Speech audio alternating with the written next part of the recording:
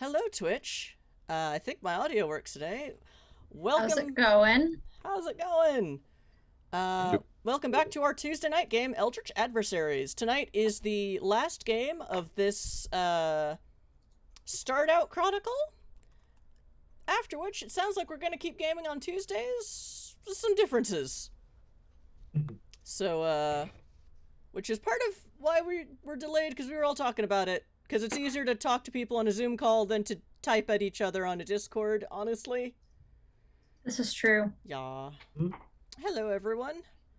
And this is Magic Fish Radio. We are streaming for now on Tuesdays and Saturdays. Though we might take a couple weeks off because our GM is moving next week, and the week after that is Thanksgiving. So we might take a brief hiatus while life punches all of us in our respective faces. But with that, watch our social media for knowledge of when we're doing stuff, because sometimes I remember to update it. Although now I have a medical excuse not to, but I don't like it. Also, join our Discord, and you could just ask us directly, are you streaming tonight, Chris? Chris! At Ms. Chrysula, are you streaming tonight? And eventually I will answer, because that I do check every day. Damn it. And that's enough of my producer whine. John, take it away as we start our short pilot season finale. Woohoo! Before starting the OVA. Good evening and welcome. So yes, this will be the unless everyone drags their feet, which shouldn't be too big of a problem. This should be the final episode of Eldritch Adversaries. But I don't want to shoot him. I like shoot everything. I don't want to fire a gun this week. Bart would nonsense. He doesn't have to shoot him now. Neither Bart nor Zados would ever say that I was being silly. And as has been stated, this pilot was only partially loved by the studio, so will be heavily reworked before syndication run. You know, and that's why we're running a short starter pilot series. Mm-hmm. To work out the bugs before going into syndication. But I do hope that all of you have enjoyed this little experiment in any event on the way out here, watching us live on Twitch or VOD on Twitch or YouTube. I appreciate you coming in and giving a watch. I appreciate the time that you put into this, and please remember to leave questions, comments, suggestions, and be sure to hold on to your channel points, because when this comes back, you will also have the ability to spend channel points to make their lives much easier, or to make it slightly easier for me to one-up on them. And there may be a change to the channel points going forward once we rework the way the Chronicle is going to function, so be sure to keep an eye on that. May talk to production about putting in an option for you to make their lives harder. We'll have to wait and see. But before we move on, let's take a moment and reintroduce all of our glorious players and their fantastic characters, who we will continue seeing going forward. And looking at Twitch right now, that would start going clockwise with Nicola. Good evening, folks. My name is Jason, and I'll be playing Niccolo Giovanni. All right. Next up then would be Bot Killian. I am Zardoz, and I am playing Bart Killian, the Cowboy of the Night. It will be great. And then Charisse. Hello, I'm Ms. Chrysula. I am playing Charisse Lowell, who is a Malkavian, with no apparent derangements thus far, so who knows what's going to happen today. And I have to go back to actually updating the channel points. Woohoo! Next! Miss Isabel. Oh, yeah, sorry, that's me. Hi, I'm Ari. Apparently I spaced. Hi, I'm Ari. I'm playing Isabel Quincy for this adventure. We will see if she survives, given how there's very scary things. And last but not least, everyone's favorite Nos, Vern. I'm Dracus. I'm playing Vern Quincy, Isabel's brother, and yeah, we'll see what happens, I guess. Well then, when last we left the Coterie, they had just bested themselves against a rather what appeared terrifying threat until Bart ventilated his skull with a single bullet and then caused him to plop and begin eating through the floor as he dissolved. Everyone was introduced now, in this case once again, to Arthur Ormond, Professor of Archaeology, adventurer, and person who keeps kicking the mythos in the balls. Or at least he did before old age started ravaging all of his joints. Before he took a bullet to the... a sacrificial dagger to the knee? What did he get stabbed with again? I can't believe this is Skyrim now. He has not been stabbed. He's had his ribs broken. He had his back broken. He's been stabbed in the past. He's also been shot in the past, clawed. There's actually still some acid burns down on his back from a previous adventure. Once woke up in the back of a truck and trying to get past that Imperial checkpoint. Nope. Sorry. To be fair, that was another character who has shared backstory with Arthur Ormond because Arthur Ormond is based on two different characters, one being an NPC from a previously existing game and a PC from a game in which I had played originally. Permission was taken to use the character and alter them slightly for the sake of this campaign.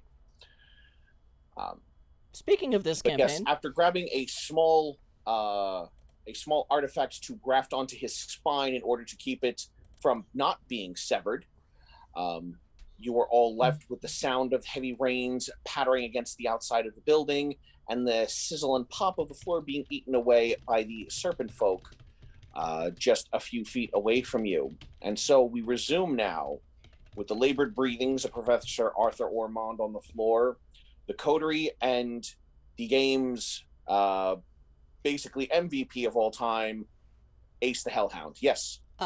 Just to get into player channel point purchases left over from last week. Players have 8 +1s.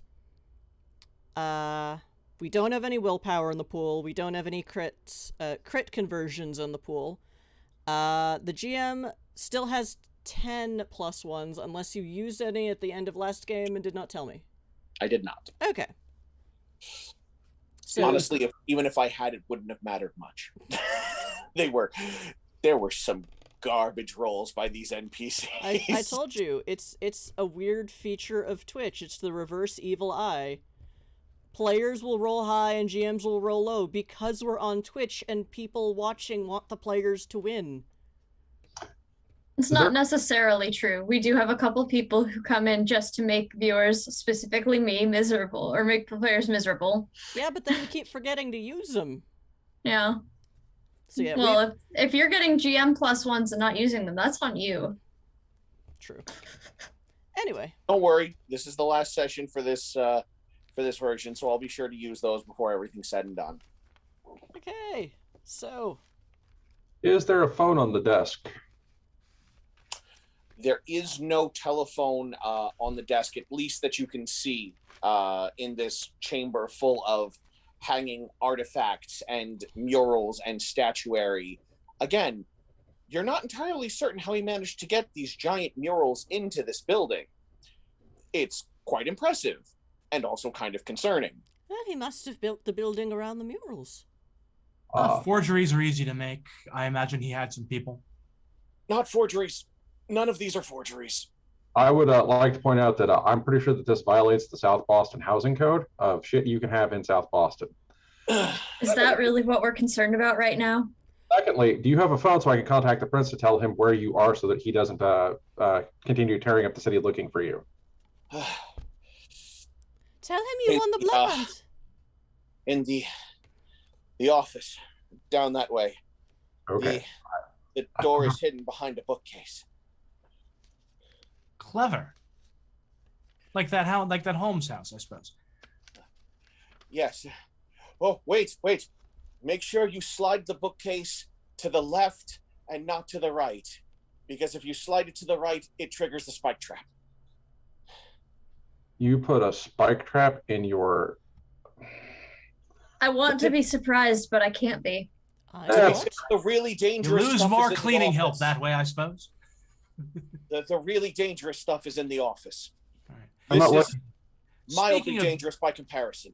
Speaking of danger, why don't you tell us a little bit more about this ritual you want us to stop?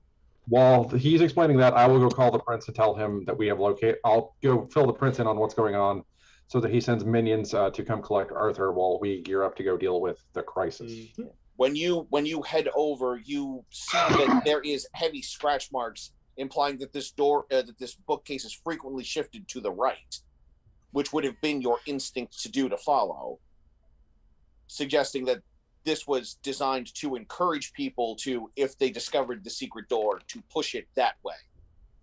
Well, I'm When going to go. you the when you other way. slide it to the left, you notice that there are a small series of spikes that look like they belong to a portcullis that would fall down in the event somebody had slid it the other direction to trigger them to fall. Are we sure he's not a Malkavian? Because he's very Yes. good at this. Definitely a housing code violation. No We can- portcullises in South Boston. We can discuss that later, as he slowly props himself up against the display case. So yes, the vessel which they have taken contains a rather nasty piece of work that they intend to release and use to wipe out the mammalian infestation.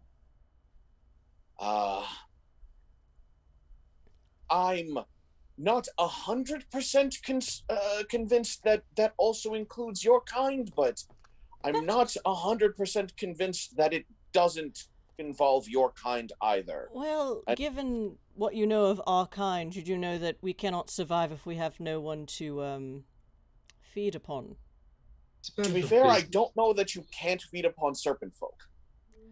I'm almost very certain sure that I that's don't a want bad to. idea. Yes, we. If the serpent folk include one of those people who were recently here, I can attest that feeding on serpent folk is a unpleasant and almost certainly harmful experience for our kind. Put that in your book. All Yeah, right. Please the don't make boils me you eat toss- snake people. You push the bookcase aside, you move in past the portcullis, and you step into an office with several glass display cases lined up like bookshelves all the way around this chamber. And therein contained are what look, they look. Save you a little bit of trouble. Are any of those things the phone? The phone is on the desk. Because I have occult 0 and I have no interest in the occult. Those folks are outside talking to the professor. That's gonna fair. Save you some That's trouble. fine. You pick up the phone and you make sure to say the right things, that an operator will connect you to the right switchboard to put you in contact with a Nosferatu operator. Please do the voice again. I like the voice. Well, we'll start with the human operator then. Hello, and how may I direct your call, please? I would like to speak to insert the prince's Shell Contact- company. the shell company. One like- moment, please.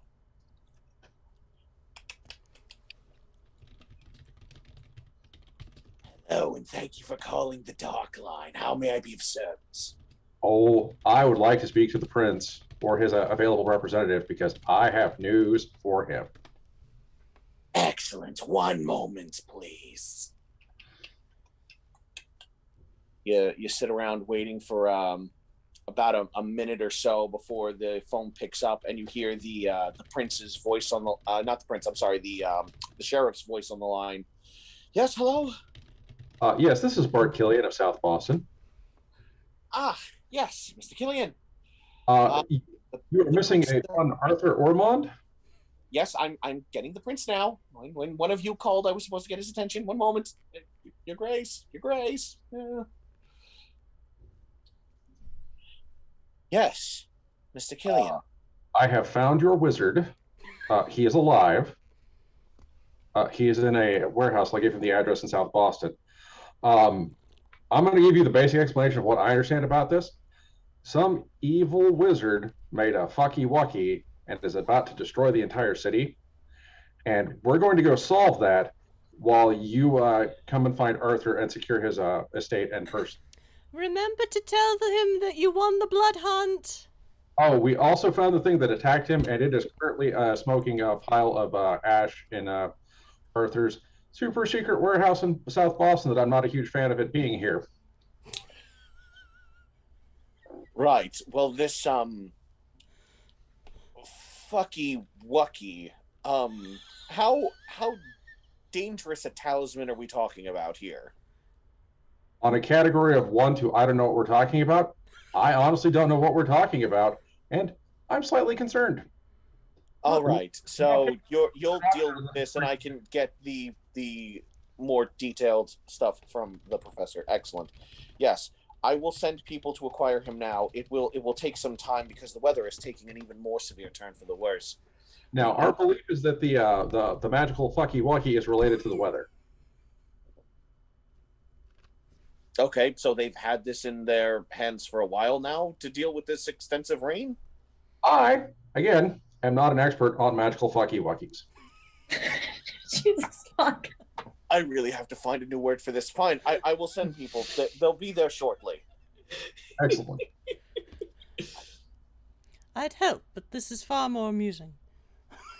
I mean, I'm pretty sure all of us are seeing this like big, terrifying man just referring to things as fucky wuckies, which is abjectly hilarious. Bonus, he's a cowboy. He has a hat. I have no occult. I don't know what we're talking about. I am here to point gun at people and cast gun. You just know that it's going to destroy the city, and yes, that's all we need. Gun to is know. one of my 3 favorite disciplines. Right. So, Gun. while Bart is on the phone speaking to the prince, is there anything the rest of the coterie wishes to speak with the professor about? Yes. I'd like to know how best we can. I mean, like, I know my way around a ceremony or two. Like, what's the way we stop this then? Murder the caster before he can finish the ritual to restore the thing contained inside the urn. Does everyone just look at Bart And when he says being that? dead will stop him from casting it? Oh, yes, no, they have still beating hearts. If their hearts stop, they have a great deal of difficulty doing anything that requires living. Isabel just looks at Bart. I'm just going like, there's a certain measure of like, under his breath in Italian, he says, amateurs? Look, I've met a handful of undead versions of serpent folk, and they were very dangerous. But most of them don't just turn undead just because you shot them in the head or the heart. They do, well, that. Lichtcraft. It's something we are investigating.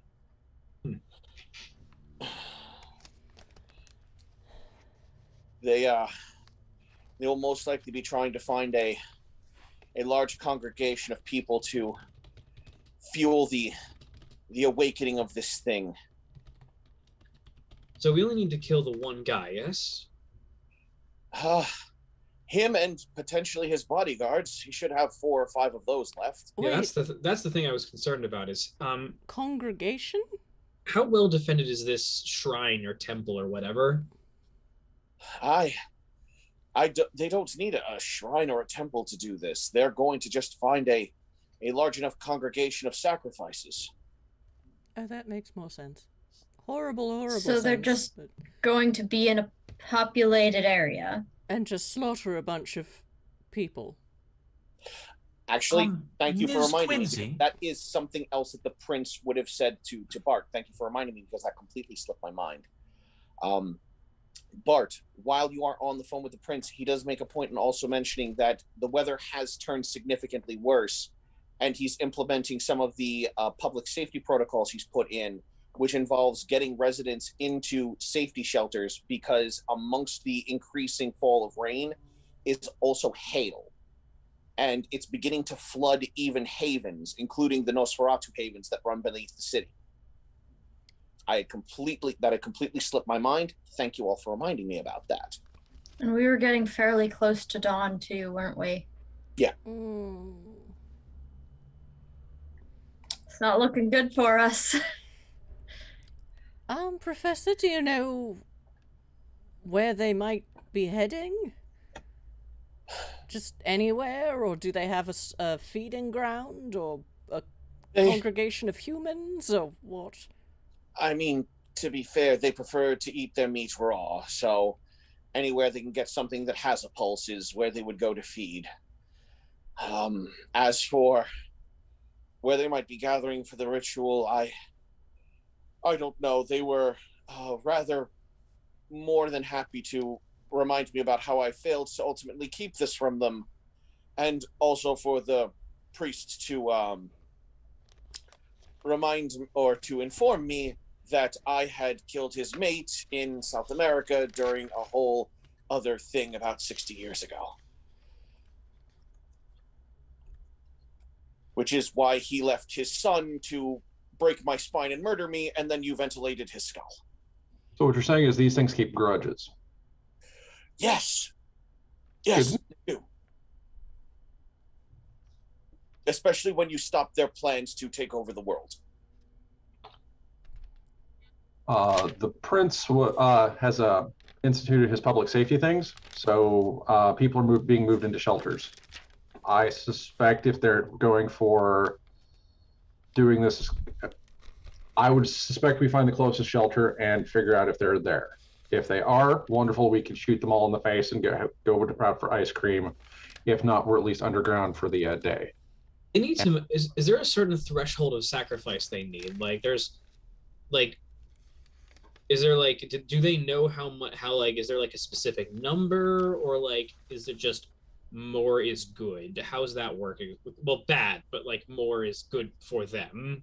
Based on my research, they would require no fewer than 5 living sacrifices just to conjure the beast from the urn. In order to restore it to its full strength before sending it loose, they would probably need closer to 100. All right, let's look for the all right. What's the largest shelter? That's where I imagine they would go. In this case, I would like you to please make me an intelligence. What would this be? I would say this would probably be intelligence politics, I would probably say, because that would have had to deal with the politics of the city and the finances of everything else. So if anyone wants to try and think about that, or if anyone wants to think about where the nearest one is, that would also be intelligence politics. Could I use Let me go. politics if I wanted to? I'm sorry, what was that? Could I use streetwise instead of politics if I wanted to? Street. Yep. You know what? I forgot streetwise was a skill here. Yes, you can absolutely use streetwise if you want. Makes no difference for me. I do have a follow-up question. Yes. You said this is an urn. 3 successes. What happens if we break the urn? You will release the dust of what's inside it and will consume the nearest life form rather than being conducted to the largest congregation. And then it will be manifested in that thing and thus capable of being ventilated by God. That seems a risk that we don't need to take. I'm just pointing out that there's a possibility that in an active combat situation, things get jostled and broken. If this thing is restored, so long as it is slain before it can consume more than 5 victims, you should be able to put it down with relative ease. Do the victims need to be human victims? Again, not 100% convinced that it won't work on all of you. I'm not asking about us here.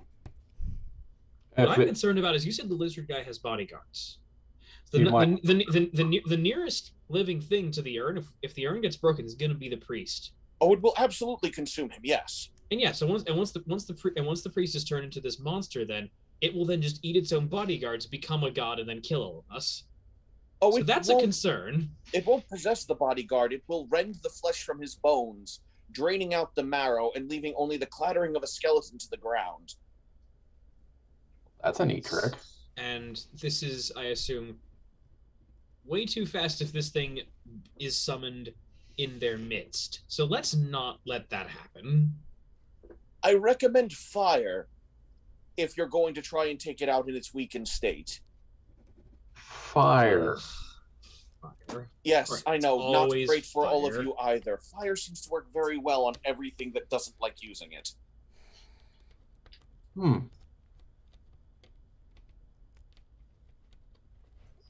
Isabel, did you think of where that shelter is? Oh, sorry. I rolled 3 successes. Do I know where the shelter is? With 3 successes, you know that one of the largest shelters is in central Boston. You also know with the 3 successes that there is a sizable one here in South Boston that caters to a significant area. Assuming that they move all of the population that was meant to be moved into those areas, the one in central Boston will hold maybe 200 or 300 more people than the one in South Boston. Now the question is, how do we figure out which of them they're on? Which of them they're going towards? Because there's one that's closer, but one that's got more potential victims. I mean, does the closer one have at least 100 people in it? On 3 successes, I'd say, yeah, you would figure out that one would definitely... You've got an establishment here in South Boston. You know that there would be more than enough people in there to power the thing up. There are more than enough people here to power up this demon snake god. I do have a question. The rain started in South Boston? Sorry, what was that? The rain started in South Boston? Oh, the rain's been over all of Boston. But it's gotten worse since they've fled from the warehouse. Okay. Yeah, if it's going to result in some kind of flooding, that also begs the question of how are we going to get there before it gets too flooded to really traverse. Well, do we still have a carriage? We should for a little bit longer, yes. So Carriage seems like it's not going to work well in a carriage won't work well in a flooded street. I mean, I don't know that we have much choice if the sewers and the Undercity are flooded. You fancy running across rooftops? Because I sure don't. I'm not good at that. Isabel thinks for a moment.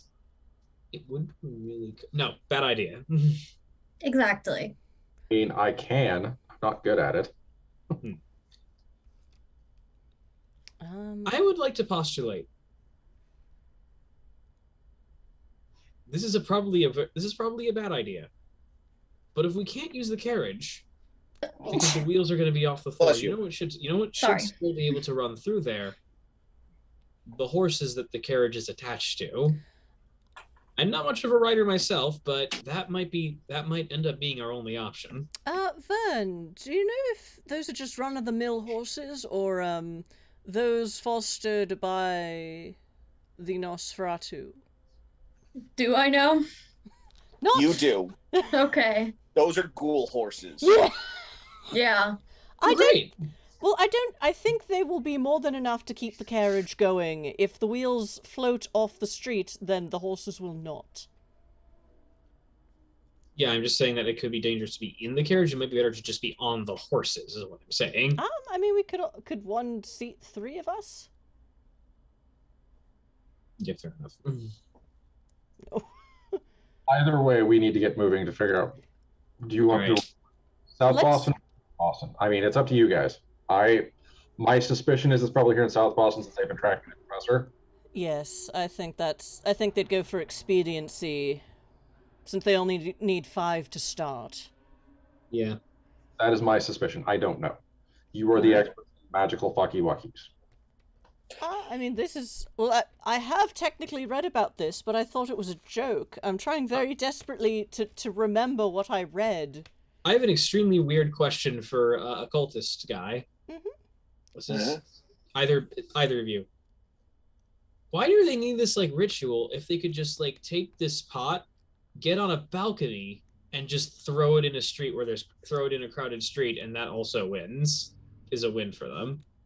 To make it work for them instead of just going on a cannibalistic tirade like a swarm of locusts with a bottomless stomach. That answers the question. Thank you. Controlled environment.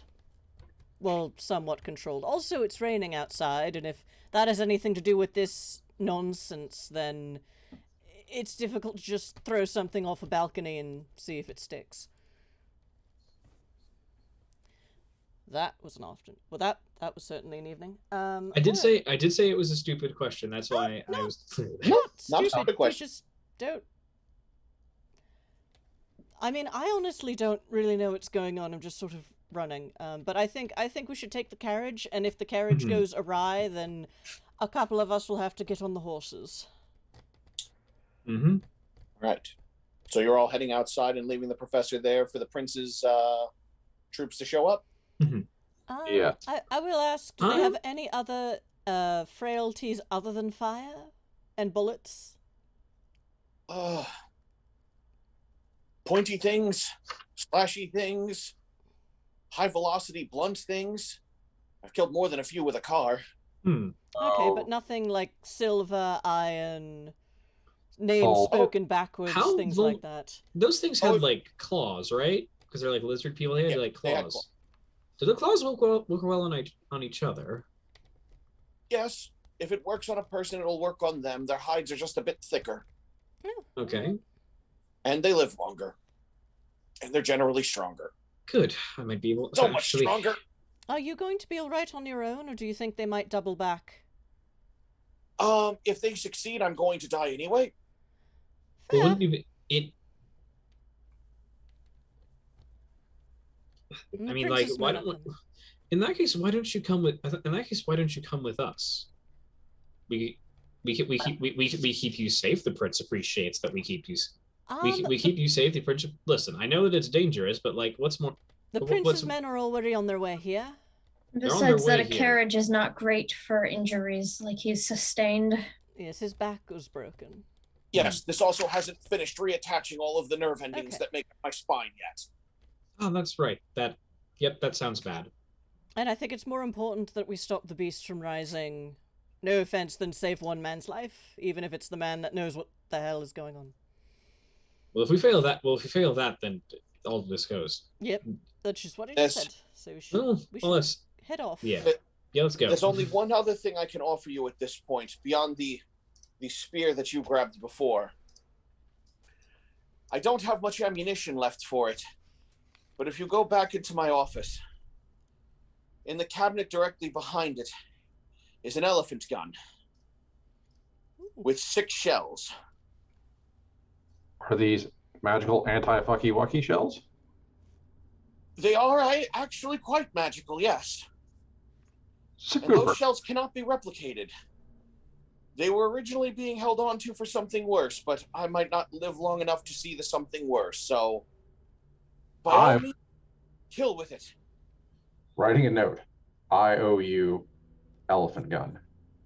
I will bring it. I will return it to you with as many shells as I can preserve. Appreciate it. And he just tries to position himself as well as he can and tries to lift up as much with his arms so that he can still get some ease of breathing going. When you go back in there, it doesn't look like a gun that you should actually fire. It looks like something that was meant to be hung as a mantelpiece and just look pretty. The barrels are all scrolled and ornate, and this is not the thing that you would take to actually hunt something you would use an elephant gun for. But like the instant you pick it up and you're like, nope, I've held enough guns to know exactly that this one is supposed to function the way it does. And there lined up are 6 shells that look like those slugs are gonna hurt whatever. They look like they passed through a wall, and then the next wall, and then the person outside, and then the car behind them before going through the wall of the next building. That'll do. Put the 6 shells in my pocket. Acquire elephant gun. Good enough. One of you is going to get to borrow this pistol. Which one of you is capable of using a firearm? Not me. Giovanni, have a pistol. Fair enough. It's a revolver, right? No, it's an automatic. Oh, okay. Then he goes through the ritual of sort of like checking the barrel, doing all the things one does with a strange gun. Okay. And I have 3 clips of ammo for it, so you can have those. So the Coterie heads out on his way. Charisse, you still have your aura perception up and your heightened senses through aspects, yes? Yep. Excellent. Does it hurt me? Not yet, but as you all come outside, it is it is pouring sheets of rain, and you can see chunks of ice falling the size of Bart's fist, just clattering into everything. And it's like, okay, this is the wrong season for hail.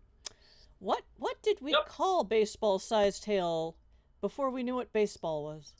We It's had the 20s. baseball We in the have '20s. Wait, we Yeah, have baseball by now. Baseball-sized hail. Goodness gracious. I just envision that Bart's fist is maybe slightly larger than a baseball, just in my mind. I don't know why, but I just do. We have softball yet? Because I think so. softball. I do not recall when softball was invented. I will have to look into that. Now I'm derailing the game. Okay, anyway. So as There's you all small come out, icy cannonballs falling from the sky. 1887. so That's it faster softball, than me. as you all come out here, I would like you all to please make me wits plus awareness checks to see if you can Alright. find your way back to the carriage in all of this Shiva. Do I add my aspects to that? Yes. Great. Okay. 3 successes here. And I Okay. include Oh, wait, hunger hang on. dice. I have 2 hunger dice. Yes. I need to be like Hunger dice are correctly. included. Oh, right. I need to roll that. My bad. I rolled well. Now I have to do math. Crab apple sized tail is a good way to put that. Yeah. 2 6 successes. Sorry. and above are successes, correct? Correct. Okay, then I have 4 successes, and one of them is a 10, and I don't remember what we do with those here. They just count for 2? 2. Okay, then I have 5 successes. 2 successes, 3 successes, 5 successes. Bart, I have 1 success. 1 success. Hold on. I forgot how to count. 8. Yes, that's enough dice. And ones don't cancel out 10s in the system? No. Yikes. Okay. Ones are really only an issue if they're on hunger dice. Okay, then I get 3 successes. Okay. Actually, how much willpower do I have left? Not a lot. Okay, yeah, 3 successes. Pause. A mechanical note. At the start of the session, everyone who spent willpower recovers an amount of willpower equal to the higher of your resolve or your composure. Thank you for reminding me. I forgot about that again. Oh. That's Is- handy. Storytellers are not perfect. We forget things all the time, and we do things that upset players all the time. My Important max- to maintain my- open discourse. And your max is still composure plus resolve, and you can't go above Right. that, right? You don't get more willpower than you started with, but you do regain any spent willpower. It's a Oh. first session mechanic. Okay. Have not done any of that yet. And it's the higher of resolve or composure? Yeah. Thank you. Yay! In that case, I would like to spend a willpower to reroll. Go for it. How many dice can I reroll? Should be 3 dice. if I'm Up not to 3. mistaken. Up to Yeah. 3. Okay. And you can't reroll hunger dice, only the regular dice. That's fine. Yes. Well, the hunger dice are my best best numbers. It's the other dice that all rolled 1s and 3s. Treacherous tricksy dice. Standard diff is 6 or 7. 6. Okay, so now I have 4 successes. Okay. 3 for me. So, Bart, you can't see shit as you get out there with that 1 success. But thankfully, you are able to see everyone else who seems to have figured out where they need to go. So you all managed to... 2 successes was enough to make out the vague shape of the carriage, so you're all able to get through there and dodging hail as you move through. One of them comes by, actually knocks a bit of brickwork out of the building next to you. Right! Moving quicker, faster. The hail did that? Yes. Oh, dear. Charisse, Yes? as you're running through here, you're noticing that there is a distinct magical aura emanating from the rain and the ice. Oh no, it's magic hail? Oh, it is magic weather. I'm just muttering to myself. And as you are coming out onto the street from the alley where you entered the back door of the building, you actually catch signs of purple lightning dancing across the sky above a building, about a quarter of a mile, half a mile away from where you are. The magic bad things are happening that way. Is that where the shelter is? Yeah. Okay, we You go that point way. in that general direction. As Isabel looks off, you can be relatively certain that that's the same general direction. Where there is magic, lightning should not be violet. Well, they aren't making it hard for us to find them. None of you can see that lightning, by the way. Oh, fair. Can we hear it? No. Oh goodness. There's no. Charisse, there's what do no- you? The lightning's just dancing back and forth in the clouds, and it's only visible to you because of your auspex. Charisse, what are you talking about? There's hail, but there's no lightning. There is. I'm choosing to trust magic whoosh shit. Let's get in the yes, that cab makes and sense. go. Yep. Resisting. It's all right. I'm a Malkavian. I'm used to it. Charisse, what do your Malkavian eyes see? Magical purple lightning in the clouds above the hailstorm. That's unfortunate. Where that's coming from. I was wondering when you assholes were gonna get out here. There was a lizard problem. Hey, Carl, how's it going? Good news. Bart won the blood hunt. Sitting out here in the rain with hail falling down around me. It damn near dislocated my shoulder. It's dented my carriage. It is going to take me weeks to fix this. We are And going back to We a appreciate you. No, we have to go over that way, or it's the end of all things. Yep. Yep. Apparently, It is. Yep. We'll explain in the carriage. Just let's go. haven. how much can we even explain? I would like to. Let me get this one. The prince would like it very much if we were to be taken to that location to solve another problem real fast before it becomes a bigger problem. The prince will be really upset if you don't. If it gets any closer to dawn, I'm still ditching your asses to get into a haven. Totally valid. We are going to a shelter. Yeah, Pulls down his scarf. How well do you think that's going to work out for me? Oh, I'm pretty sure it's going to work out just as well as it's going to work out for Vern and the dog. Yep. Your dog will be fine. It's a dog. People love dogs. People love Nosferatu. I don't know what the issue is. Let's go.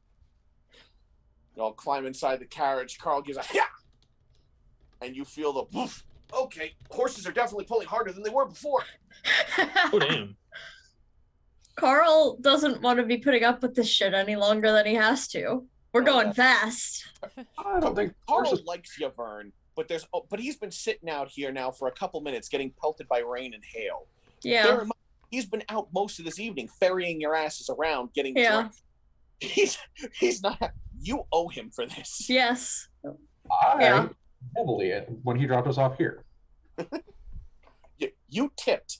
That's one thing. He's still here as a favor to Vern, so Vern still owes him a favor down the line. Oh, yeah. I recognize that. That's a risk that Vern is willing to take. I mean, So if he wasn't as- ferrying us about, he would have had to take part in a blood hunt. This is true. He doesn't strike me as a blood hunter. I've been wrong before, though. Given the choice, he might have preferred being on the blood hunt. So after a less comfortable ride than you've enjoyed thus far, because the roads are shit and you can hear the hail pummeling the outside, and you can hear as it collides with the wheels and starts to cause the carriage to shake. There's at least a couple of occasions where a bit of hail catches at the right angle that it dents the outside of the wood and actually causes a lump to form on the inside of the carriage. Shit. You arrive within not a reasonably safe amount of time, but a better time than should have been expected given the inclement weather. Well, there's no one else on the roads because they're all mortal. Yes. The door flies open, the stairs clop out, and you are all free. And Charisse, as you look above this 4-story municipal building, you can see the lightning continuing to dance above, and a faint pulse starting to form within the clouds. Oh, that's not good. There's going to be a big explosion. It's going to be awful. And let's go stop the apocalypse. Let's go. On a scale of magical fucky wuckies, are we moving from a 1 to a 2 to a 3? On a scale of 1 to 5, we are moving towards at least an 8. Fair. Sounds about right. Let's go! Who wants to stop an apocalypse? All right. That is totally what I signed up for today. Okay. I don't think It'll So make for interesting correspondence back home, let's just say. Yes. Yes, it will. Well, it'll be stories to tell. So as you all come out, you see at this point that this building basically has entrances on all four sides to allow people to come in and out and do the things they need to do.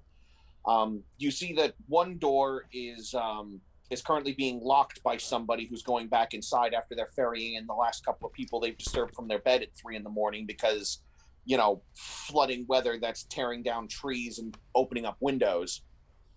As you're getting out of the carriage, though, even through all this rain, you see that one of the side doors has been knocked in, implying that it had been forced. I'm sorry, somebody's knocking at the door at 9 o'clock at night. One moment. All right. Duh. We love that. I mean, Suddenly there came a tapping at my chamber door. "'Tis some visitor," I muttered, rapping at my chamber door. "This it is, and nothing more."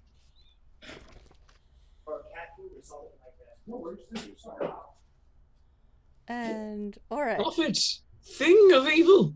Let's make a Prophet terrible still. plan before the GM gets back and then not tell him what it is. No, that's mean.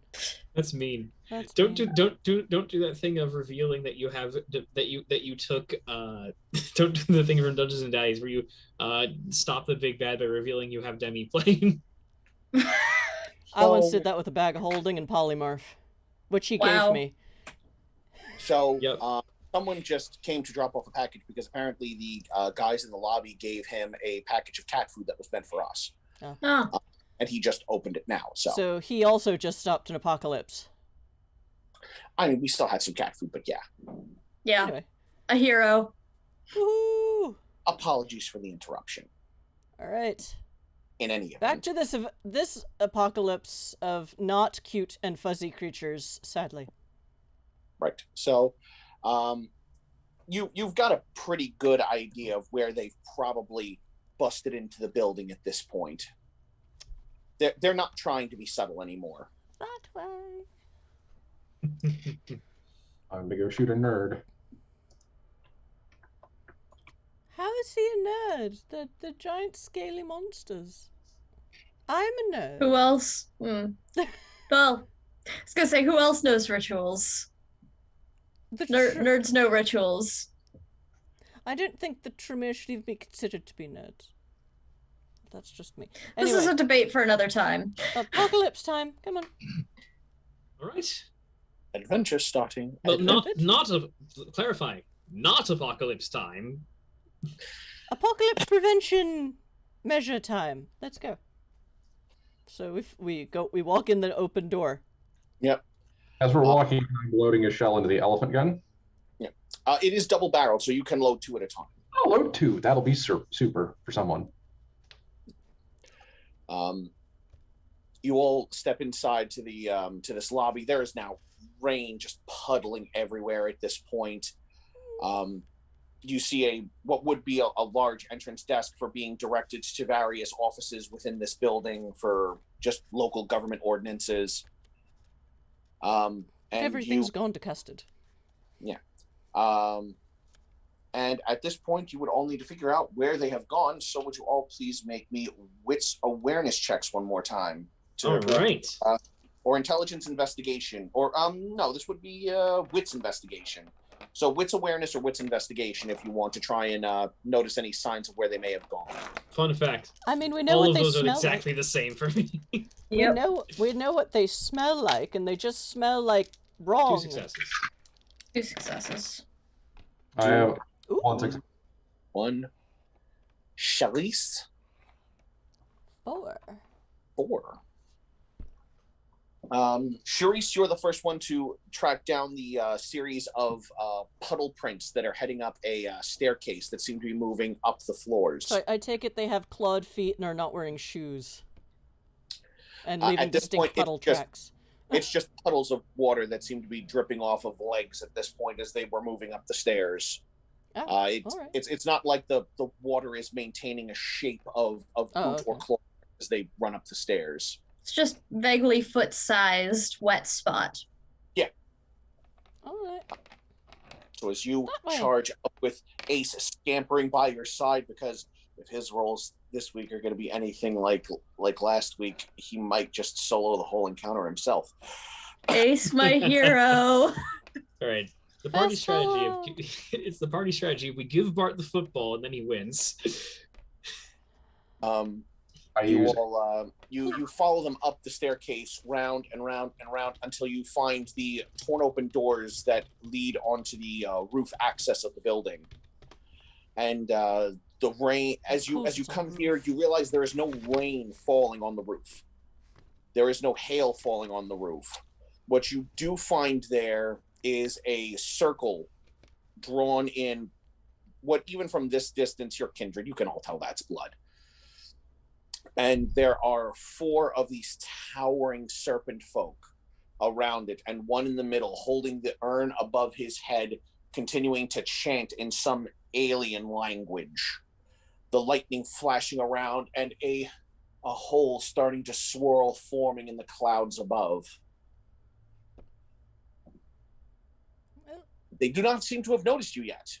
Bullets would be very handy right now. Mr. Giovanni, I believe you have bullets. Say something impressive, or just shoot this fucker in the head. It's important to tell. All right, they haven't noticed us, right? I'm going to take a moment and aim. Okay. Does it look like there is... I guess while they're aiming, does it look like there's anything aside from the circle of blood that could be messed with, that could, aside from the urn itself, that could possibly disrupt the ritual? The 4 serpent folk outside of the circle are holding silver staves with a black stone of some kind up in the air each. I can make one of them. If I could get one of their attention, I could make one of them drop it. Might help. We're about to get their attention. Don't worry, you'll get your moment. You'll get your chance. Before I take aim, Ace. See that? I point at the urn. That when I shoot. And then, whenever you're all ready. All right. If you're taking a shot, roll me your shots. I took aim. What does that do for me mechanically? Are you calling a shot? I'm going to shoot Mr. Lizard Priest in his face. In his face. In the face is, let's see here. Let's see here. Oh, It's they a have hit. aimed? It'll increase the damage a little bit. Roll me to see if you hit. It requires a few more successes to successfully hit, and it'll do more damage. Okay. Do I get a benefit for aiming though? Yeah. No, it just means it's just a fictional thing that allows you to, if you're trying to aim for a particular spot, it allows you to sort of make that called shot. Remind me, is it +1 dice or +1 successes? +1 die. +1 die. We have 8 +1s in the pool. Take them. Use them. You can use 1 per roll. Woohoo! So long as you have them in the in the pool to draw from. They're in the pool. Chat, you can buy us more with channel points. Sure. And while this is going on, I'm going to make a rouse check to fill my dead limbs with blood and get better dice. Okay. 1, a blood surge. Anybody else doing anything before they get this party started? How does obfuscate? I do not get hungrier. Yay. Maybe I should just open the book. Because I forget how obfuscate works again. Cool. Yeah, they don't see this coming at all, so they don't get defense rolls. They only just get their natural armor. Good. Lol. I have 11 successes with the double-barreled mega cannon. Question, are you firing one of the slugs or both of the slugs? We are firing absolutely both slugs. He gets 1 per eye. Okay. With 11 successes, I dare say those will hit. Well, I'm not the GM, though. Yeah, no. I'd say he gets to call that. The big question is whether he pulled 1 trigger or both. 2 triggers. Yeah, some double-barreled guns Yeah. in earlier days had 2 triggers, one to fire one, or you could pull both at the same time to fire both barrels. Yeah. Oh dear. And Niccolo, who are you aiming at and pulling the trigger on, and how well did you roll? I suppose Bart's aiming at one target. Yes. Okay, then I'll aim. Okay, and he's aiming at the one with the urn. The urn. In that case, I'll aim at one of the other ones. Ideally, one of the ones that is facing away from me. Yeah. Well, they're all sort of looking up at the heavens, so none of them see you at this point. Right. Well, then I'll figure out, like, okay, I'm not a zoologist or herpetologist. I don't know exactly where lizard parts are, so I'm going to try and find center mass and aim at that. Okay. And the answer is that I have 4 successes. Okay. All right. Bart, you have to tell me what the damage is on your gun. It's a +3. Okay, cool. We'll see. Can I try to use my celerity to catch the urn before it hits the ground and potentially shatters? Because that would be bad. What kind of celerity do you got? I have rapid reflexes. Then yes. Yeah, Absolutely. I took the one that's designed to do this sort of thing. Yes. Cool. I have the balance Right. one. So Vern is getting ready to do the 100-yard dash, and you both aim your guns and fire. Niccolo, you're not entirely certain that your gun fired, except for the feel of the recoil, because you couldn't hear anything over both of the barrels of that elephant gun going off. Unfortunately, I don't have heightened senses. Well, I would like Mysteries. Well, no. Oh, you know what? I call odds. Yes, she did have the sense of while standing still and turning on Cloak of Shadows, she turned off her heightened senses for a moment. Because there is a very big gun. She's just like... Right.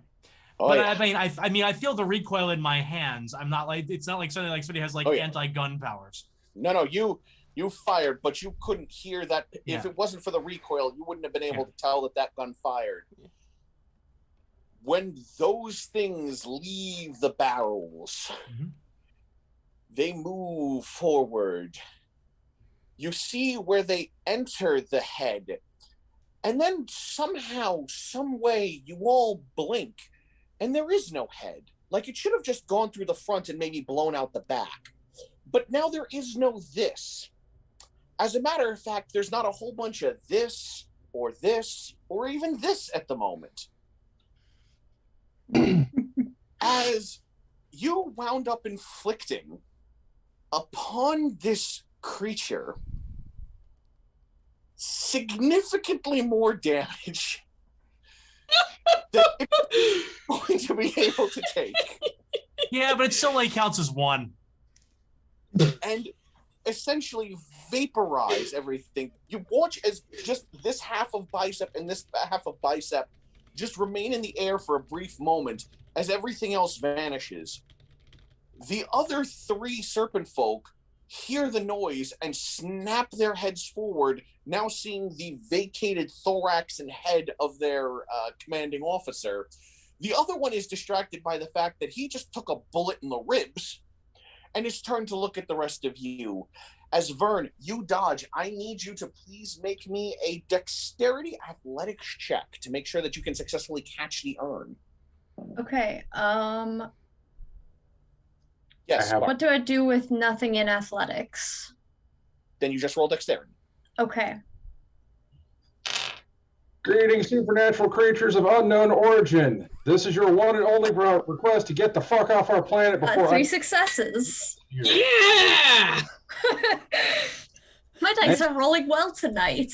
Any persistence in this particular plan will result in your immediate termination. I've already killed your boss. I've killed his son. I am more than happy to end more bloodlines today. Anybody want to test me? So, your speech catches the attention of the other 3, who are so distracted they don't notice Vern quite running low to the ground and going, huh, mine now, Yeah. before rolling on his shoulder and screeching to a halt along the rooftop. That causes 2 of them to turn and look at Vern, while the 2 closest to the door are now looking at the rest of you. No, they're not. So, now we're entering into the proper initiative. what do you all want to do before these things start getting into their melee ranges on you? Reload. Use dominate to try to tell one of these lizard folk to just say, I guess I don't know if you can actually use dominate to do that, can you? Well, it depends on what you've got. What is the thing you hope to do? I was wondering if I could tell him to just just clobber his friend with the stick, with the seemingly dangerous stick. Let's see. What do you have? Compel? Yes, I do. Okay. Beat that guy is a perfectly legitimate compulsion.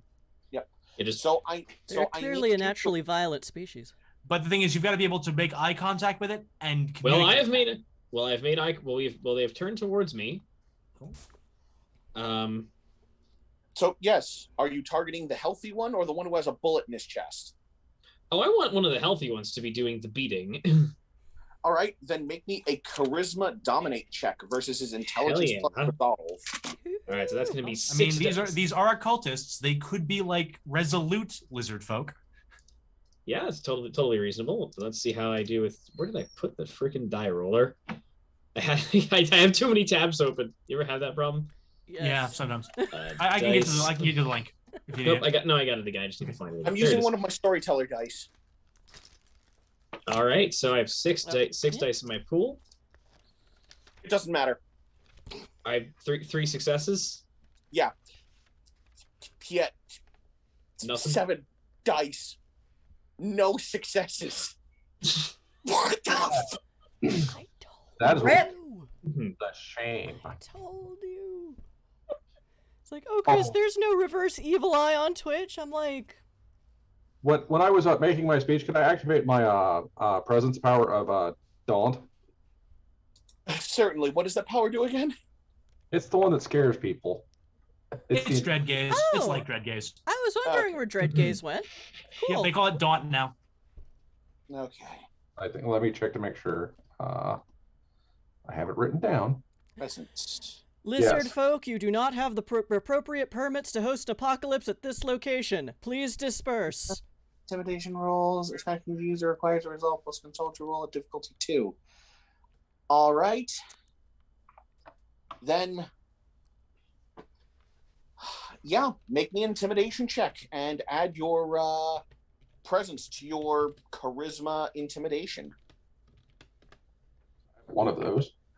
Oh no, I have both of those. Oh neat. This is going to be fun. Now, let's see how well he rolls when it comes to the melee portion of combat to attack his wounded ally. I'm hoping he rolls great. Are you using a GM +1 from the pool? I used that to try and resist. It still came up a 0. I got 4 successes on my Daunt. Okay, yeah. That Do you need some new dice, John? 2 fisting presence. these are new dice, and they worked great when I was rolling for Ace. Well, people, By all. Ace is a fan favorite now. Okay. Ace Black Banner, I will. Ace is So a good you boy. intimidated during your little speech. You are now reloading your elephant gun, which takes marginally more time than reloading your pistol. So that would be your action for the.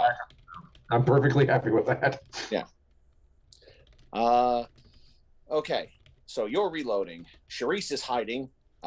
Vern, you've got two of them that are about to start closing in on you. What are you going to do? I want to get out of there somehow. Okay, so you want to try and slip away from them. Yeah, I'm trying to decide if it's better to run away or hide away. Okay.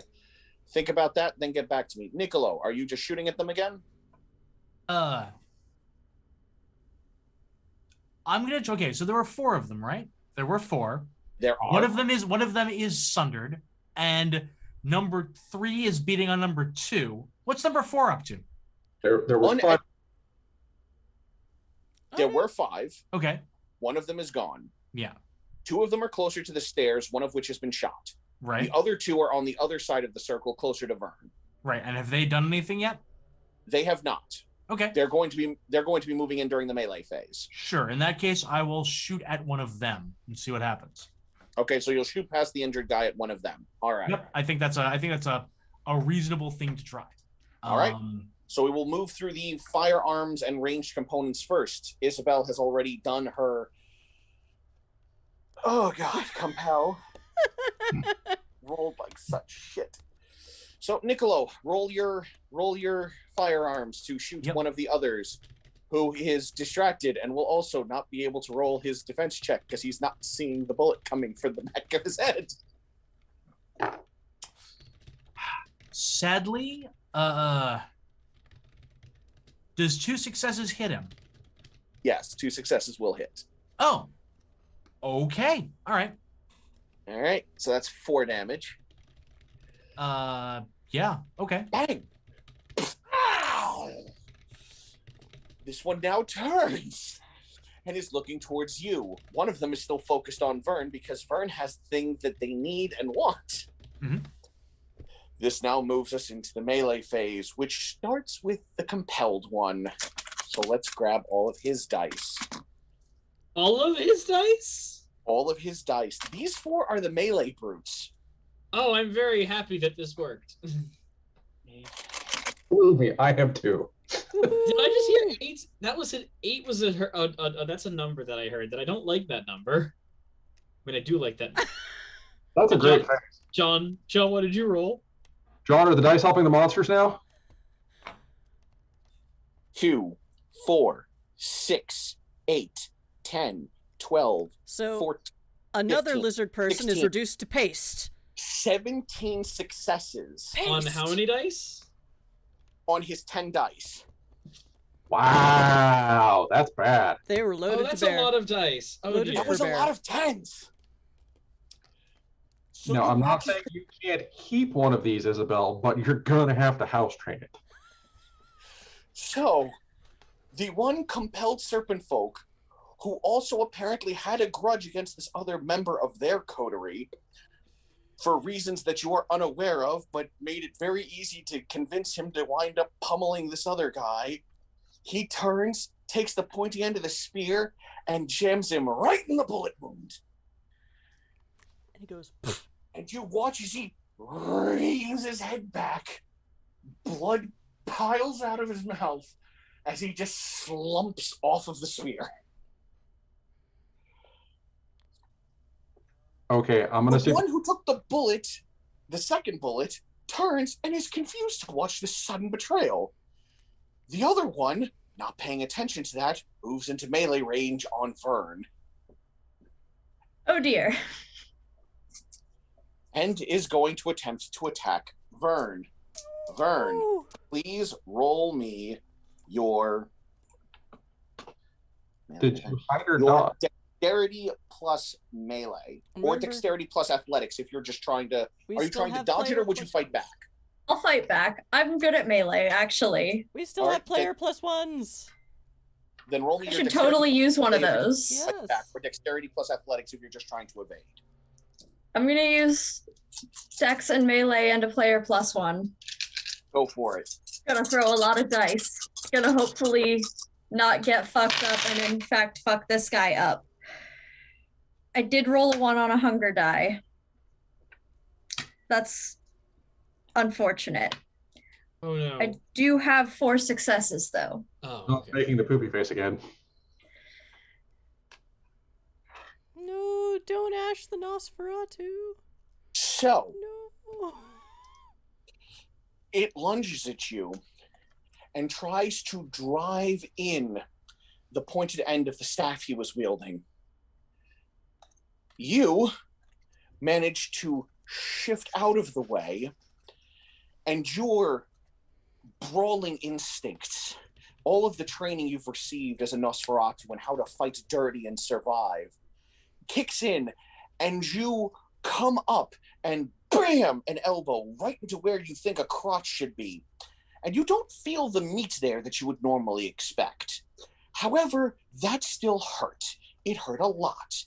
You inflict upon him a little bit of damage because he rolled like shit across 10 dice. And your 4 successes won. His armor eased the damage a little bit, but you were able to avoid the attack and injure him in return,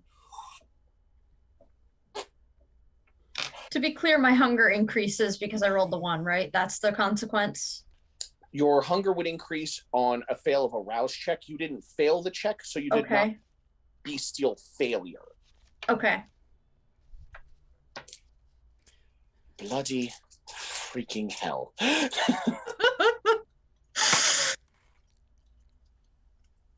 Okay. So, Charisse, you've just watched all that happen. Bart, you've just watched all that happen. And the other one who was shot. Go Team Quincy. Yeah. He cannot move within melee range of any of you, and he is currently confused by the fact that there was a betrayal in his party. Curse your sudden but inevitable betrayal. He didn't know about their personal issues, so no. These guys came to the wrong town, motherfucker. So, this brings us back into figuring out the regular initiative. Bart, I assume you're going to shoot at them with the big kill stick again? I'm going to shoot the one who is not currently engaged with anyone with one barrel of the big kill gun. Okay. Niccolo, will you be firing at the one that you shot at before? I will. I will fire at that one again. I've got at least a line on him, and I don't see any. Like, there doesn't seem to be any advantage to closing, and they seem to stay their distance unless you actually give them an opportunity. So I will, make with the bang bang and see if that Oh, Ace will go help Vern with the giant snake carrying a stick. He wants the. But he wants the stick. Yeah. And just as a note, I'm going to rouse again. I'm actually. I mean, I can use a gun, but I'm not as good with guns as I am with hand to hand. Unfortunately, these guys are much better than I am with hand to hand. So getting in there is going to be a bad choice unless I frenzy or some strange thing. Apparently, only one hurt each other. No. Question. These guys are snake people or just snake men? How human are they? They have 2 arms, 2 legs, a tail. They're covered in scales with claws and teeth. Right. So, like, Sedite level human. You can reasonably assume that the brains are where you would expect them to be. The heart would be where. No. What I'm thinking is okay. My question is, based on my understanding of both anatomy and necromancy, can I raise one of these guys? Make me an intelligence occult check to see if that occurs to you as a thing you can actually do. Sure. I mean, it's the how the one that was reduced to paste, probably not. No, but I mean, it's the I can raise a body to do things. So I can raise a snake. I can raise a man. Gotcha. I have 5, actually 6. Okay, with 6 successes, you think it might certainly be possible. Mm-hmm. Yeah. All right. When we have ourselves a lizard man corpse, I may try it. But for now, shooting. Okay. The one who was ventilated by who was eradicated by the elephant gun is dissolving. The one who was betrayed by compelled is dissolving.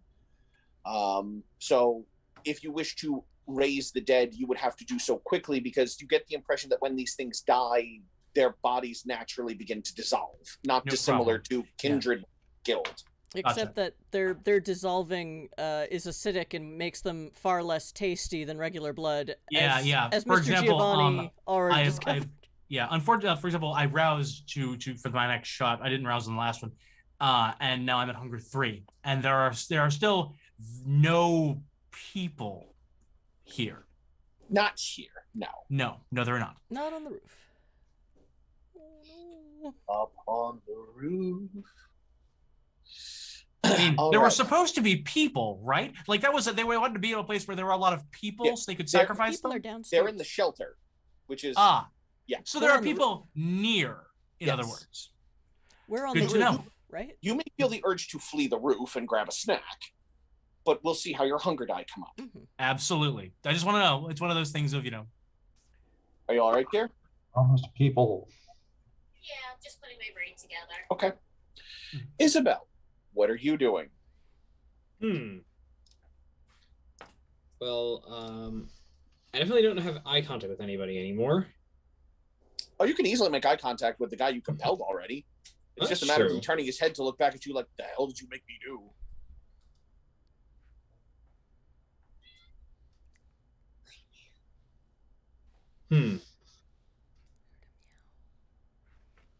Yeah, I think her instinct is now that someone's attacking Vern is to try to like protect Vern by any means necessary.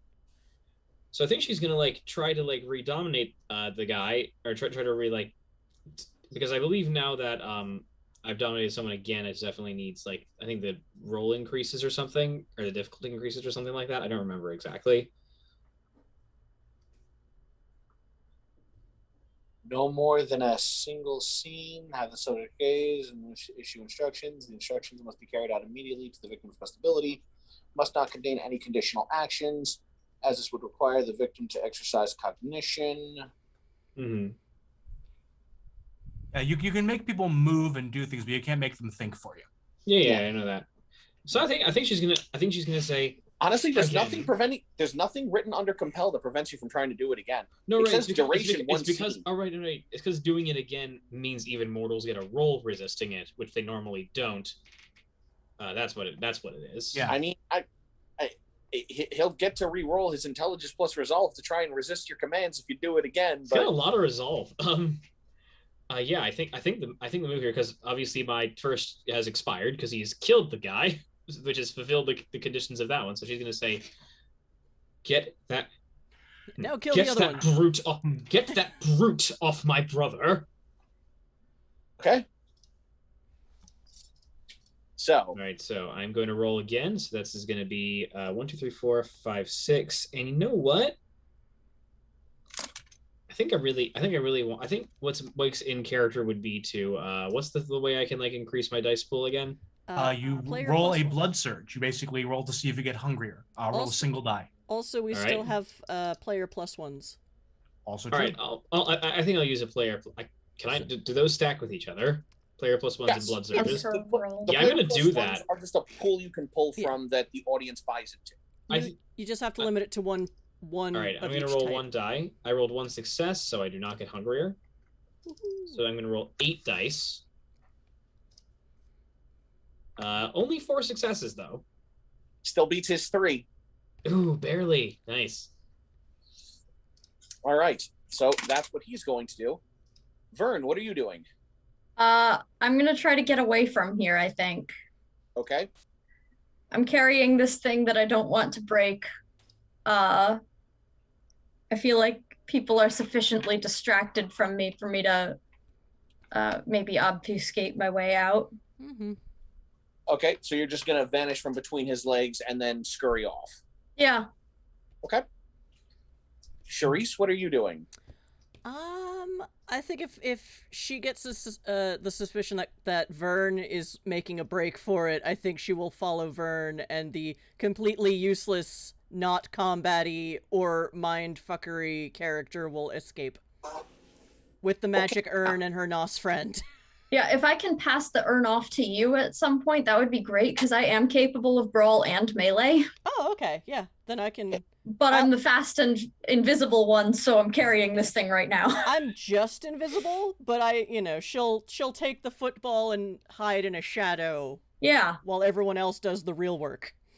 So, first, the ranged. Bart, Niccolo, would you kindly roll me your firearms checks, your resolve plus firearm, to see what you do to them? The bang bang. Resolve plus boom. firearms, you say. That is what it should be, isn't it? Composure. Oh, I'm sorry, composure. Composure plus firearms. Yeah. That was my Otherwise, that's a much higher pool for me. No, sorry, composure fire. Okay, I'm going to use one of the player plus ones because I haven't yet. Go for it. All right.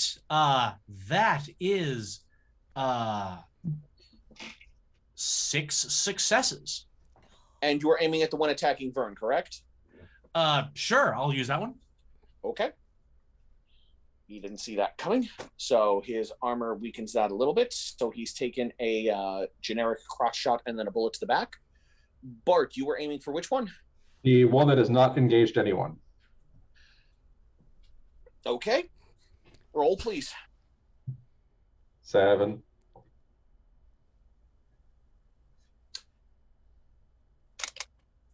Do we have more snake paste? Yummy. Snake face. I have to roll his defense. Snake paste!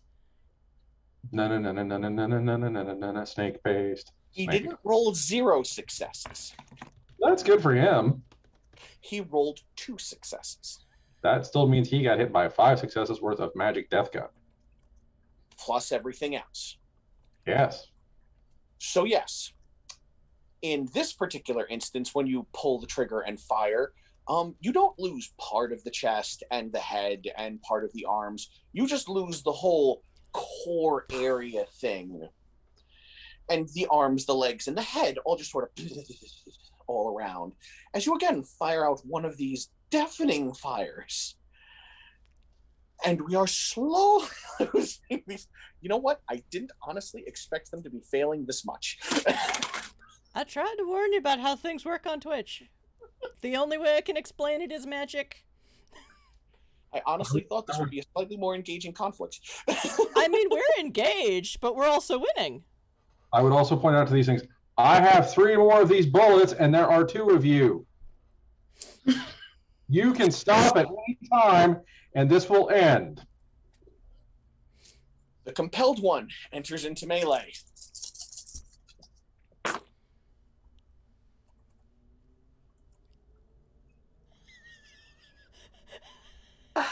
This is so much better than Sunday. On Sunday, it's only voice, and I don't get to see John's face when this happens.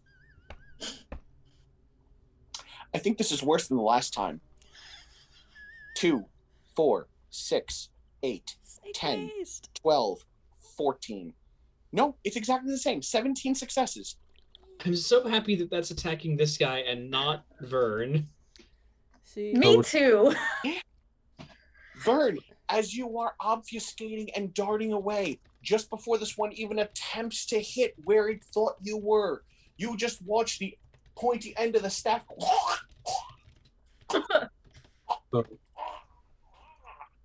Isabel gives you a thumbs up. As it just sort of goes limp and then lumps off of the staff. So what you're saying is Ace has no problems retrieving the staff from the one that just died. No. Ace Okay. is able to grab the staff Yeah. and bring it right back to Daddy.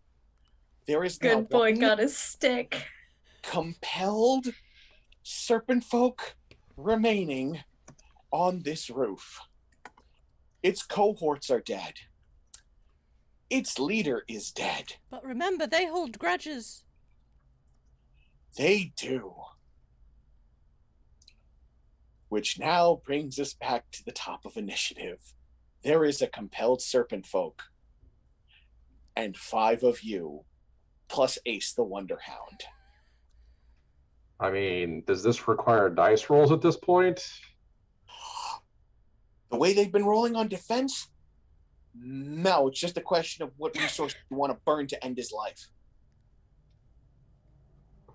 You know, the professor gave us that lightning staff gun. The spear, Oh, yes, no, torture spear, yeah. no one's used the magic spear yet. I suggest we at least see what that does. All right. Who wants to hit with the lightning spear? Who was carrying it? Niccolo had it originally. Okay. Weird automatic You are pistol. muted. Muted. Okay. Let's take a wind up and see how that goes. I'm open to trying things. It's compelled, right? It's standing there. yeah. I mean, it will defend itself because compel doesn't stop you from doing that. That's the But theory. Way. I'm going to clutch this thing. Let my fangs drop. Make another rouse check, because why not? How magical would it be if this is the one fuck up you guys roll against one of these things? Don't get any hungrier, but I turn on prowess. Did you spend a player +1? Sorry, I got distracted. Not yet. Okay. About to. spend a player +1. This is going to be melee and strength, yeah? This would be melee plus strength. Yeah. 4 + 2 + 1. And 4 + 2 + 1. And then we'll see what happens when I actually connect, if I connect. All right. Roll his. All right. I'm 3 successes, but I'm going to spend a willpower to reroll a couple of these. Because why not? No change. 3 successes. 3 successes. Mhm. How many times can I swap D10s, roll 8 dice for defense, and get 0 successes? I'm hoping one more. He rolled 0 successes. This is the 6th time I've swapped out dice for defense rolls. All right. So I've got 3 successes plus 1 more for the potence plus whatever this thing does. What happens? You roll your thumb along the gauge that the professor told you about that causes electricity to dance in waves between the double-pronged end. You come and you jam it forward into the beast. And the serpent folk tries to defend itself, slowed by the effects of compel, because you are not enemies at the moment, but aren't. And you jam it right into the abdomen. And it's in that fuzzed mind when it suddenly recognizes what you stabbed it with. And its eyes go wide before it begins jerking violently as you begin basically tasering its intestines. It throws the staff and begins spasming violently. As you hold it in there and try to pull it free, it's a little stuck. And you watch as it begins to smoke and cook, as its eyes begin to boil out of its head. And it just begins to pop and fizzle around before you finally rip the spear free. And it just continues to dance in the electrocution until finally plummeting to the ground. The Tarantella de Morte. Charisse. The lightning stops. Oh, the purple clouds lightning or stop the lightning swirling. inside of the last snake? The purple lightning above Purple stops. lightning inside. Oh, good. The clouds stop swirling. The hail and rain stop falling. There is no one else left to conduct this ritual. You have all successfully murdered the shit out of the serpent folk because they rolled like crap. To be fair, I didn't murder anyone, but I was full in support of everyone else in the party. By not getting in their way. Technically, I didn't murder anybody. Technically. Hashtag You just Von True gave the Life. order to murder 2. Hashtag Von True Life. Defensive use of an offensive player. Mm-hmm. So, oh good, The roof- you've all avoided the apocalypse. The roof is going to need serious repairs as their dissolving bodies continue to eat through the roof. But other than Is that really our problem, though? Well, it is our problem because that sun can go through that, which could be a bad, but... Oh, where are we on sunlight? At sunlight, at this point, it's not even 4 a.m. yet. Oh, all right. It Oh, hasn't taken great. that long to get along here, and you guys weren't technically in the warehouse for that long. Carl's just paranoid and salty. He is paranoid and salty. He also doesn't know how much longer you all want to have him running around the city. Right. Meanwhile, at least the weather has stopped, because, good job, everyone. You all averted the apocalypse. The sky is still covered in thick black clouds. What should we do with the artifact anyway? Well, Bring it back to the professor. He'll know I'm how just to... gonna, like, awkwardly hold get this to thing, it. like, what do I do with this? I would like to inspect the artifact while Vern is holding it. All right, then. Please make me an intelligence plus occult check. I'll just like, awkwardly hold it out toward you.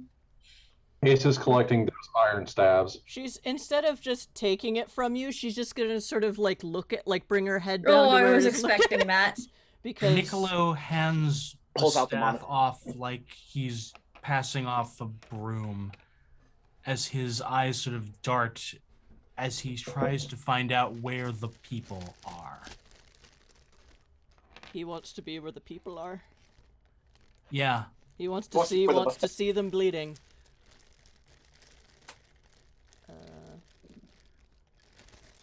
That's right. Some of my D10s had to go to dice jail last week. Oh Hey, wait. I have more dice in die jail than I do in my rolling pool at this point. The way some of them have been coming up, That's I right. put some of them out on probation only to me twice. You said into cult? Into cult, please. Yes, with two hunger dice.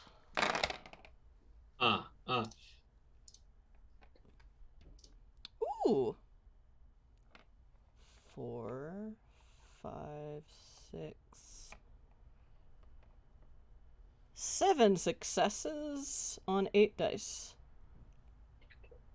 All right. With 7 successes, as you look over the urn, you see several characters that you recognize from your various studies. You can definitely see what was probably the root for blood sorcery inscribed here, at least in part, which means also potentially roots for traditional mage magic. There are some markings that also look like it has some vague ties to it, much like the bullets that you saw before. But again, the carving script is different. Like it's the same root language, but it looks like it was carved in a different dialect. The root of all magic seems to go back to the same places, and these are just variations on how it developed. You're able to see the similarities, but only because you've thrown yourself into your studies so vigorously.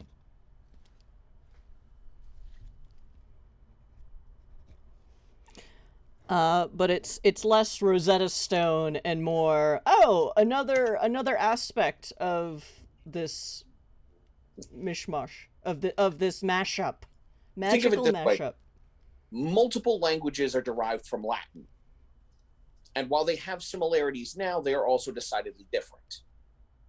This just goes and leans back into a theory you're familiar with, that all of the kindred magics, the mage magics, the changing breed magics, all originate from the same sources, but have evolved and developed differently over the centuries, the millennia. It's a bit like trying to read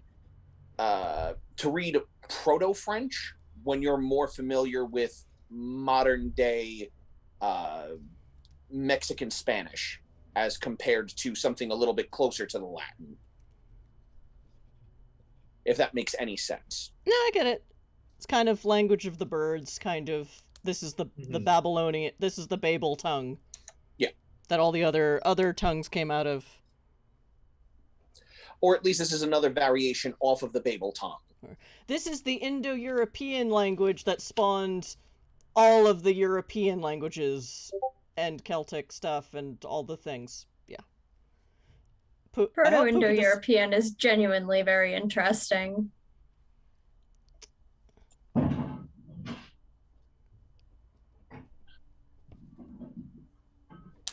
So yes, you have apparently won the day. With that, it is 9:50, and it should be about time for our break. So let us all marinate in our victory for about 10 minutes. Okay. And then we'll figure out what we do after. Sounds good. All right. I really did not expect this to go this well. I Yeah. Did I? I did. Yeah, well, Chris, you're the usual GM. You have the Twitch hates GM experience. Now you know why I run that NWAD hack of 1 in 10 chance of botch. Because otherwise it's completely unbalanced. Anyway, Well, I mean, technically these guys don't have hunger dice, so they theoretically can't bestial fail. Anyway. But that will change if kindred are encountered in the future, which you most likely will, because at least if they critical fail and bestial fail, it will be something, Right. rather than just swinging blindly in the air when they're supposed to be martial specialists. It'll be entertaining when they fail. And all right, so with that, Twitch. Hi, Vancouver by night. You sound like another vampire fan. Hooray! They're a V5 World of Darkness overview channel that does a lot of W20, V20 stuff. Cool. All right. Well, I'll take a look at that while we are on break. So, chat, we will be offline we will be on the save screen for 10 minutes. I have Dave. Hi, Dave. I can't read your screen name for some reason. My brain isn't working. And I will, So 10 minutes. We will marinate in our victory, and then we will be back to figure out, I guess, what we do between now and dawn. So... If you've got questions, put them in chat. We'll keep an eye on it. Yes, At least I will. I will try to. All right, so we'll see you in 10. Woohoo! I'm gonna go hit the bathroom. Paste! Yep.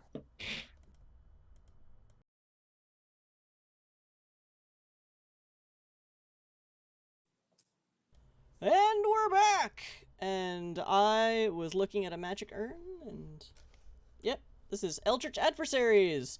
Vampire the Masquerade V5. This is the third part of a 3-part pilot game, pilot chronicle.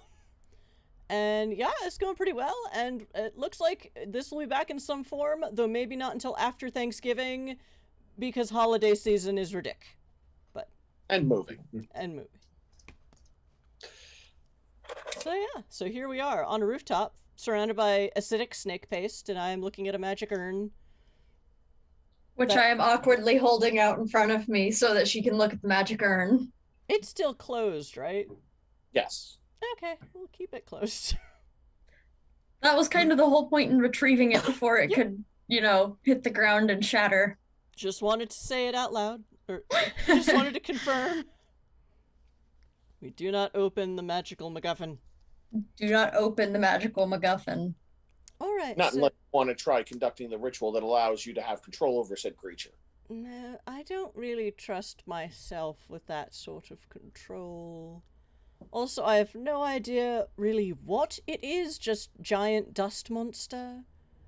And why would we want to control this thing? Yeah, all it does is eat all of the humans. That's what we're supposed to do. That's our we job. Need to do that. It's just not. We don't need the competition, really. Let's just take this back to the professor's warehouse, and he'll know how to inter it properly. Hopefully he's still there, but we'll see. Unless anyone else has any ideas.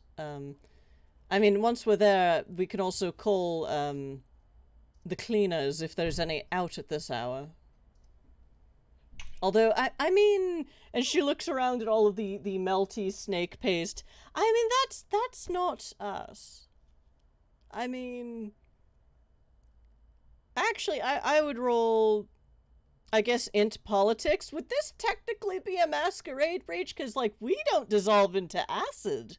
It's not a masquerade breach, but if people start investigating the weird shit and it leads them to the kindred, it could be a problem. That makes sense. But if you inform the prince, this is a thing that could probably be cleaned up easy enough. Yes. If there's a phone here, I think we should call the office and warn them that there's unpleasantness on the roof that needs to be dealt with. Telephone on the roof? What a crazy notion. I go to my pocket for my cell phone. Oh, no.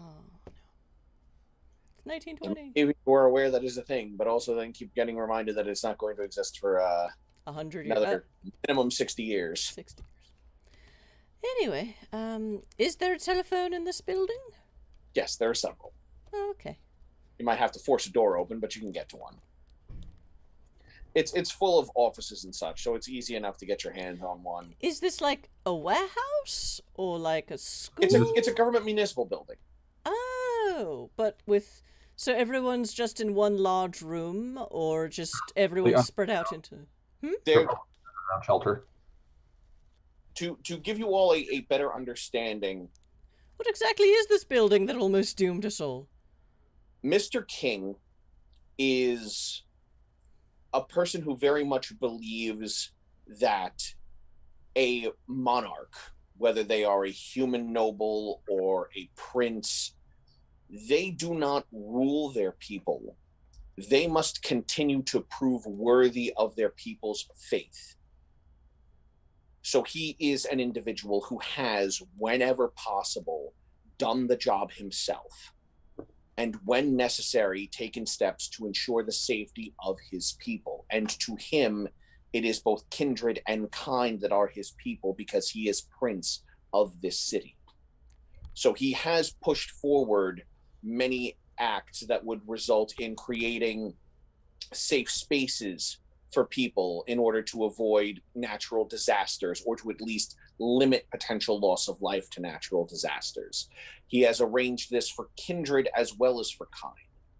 He has instituted, or tried to institute anyway, because you can only manipulate public officials so much before things start breaching the masquerade, but a little bit's okay, to try and improve various social works. He is one of those kindred who keeps trying to keep things moving well and pushed forward.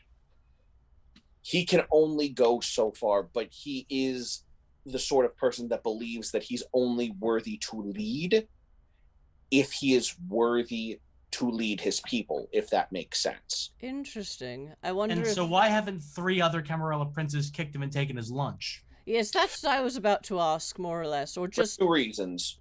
One, while being he is an 8th generation kindred. While being an 8th generation kindred, he's no slouch. He's also backed by 2 6th generation kindred that actually rather like him and think he does a pretty damn good job.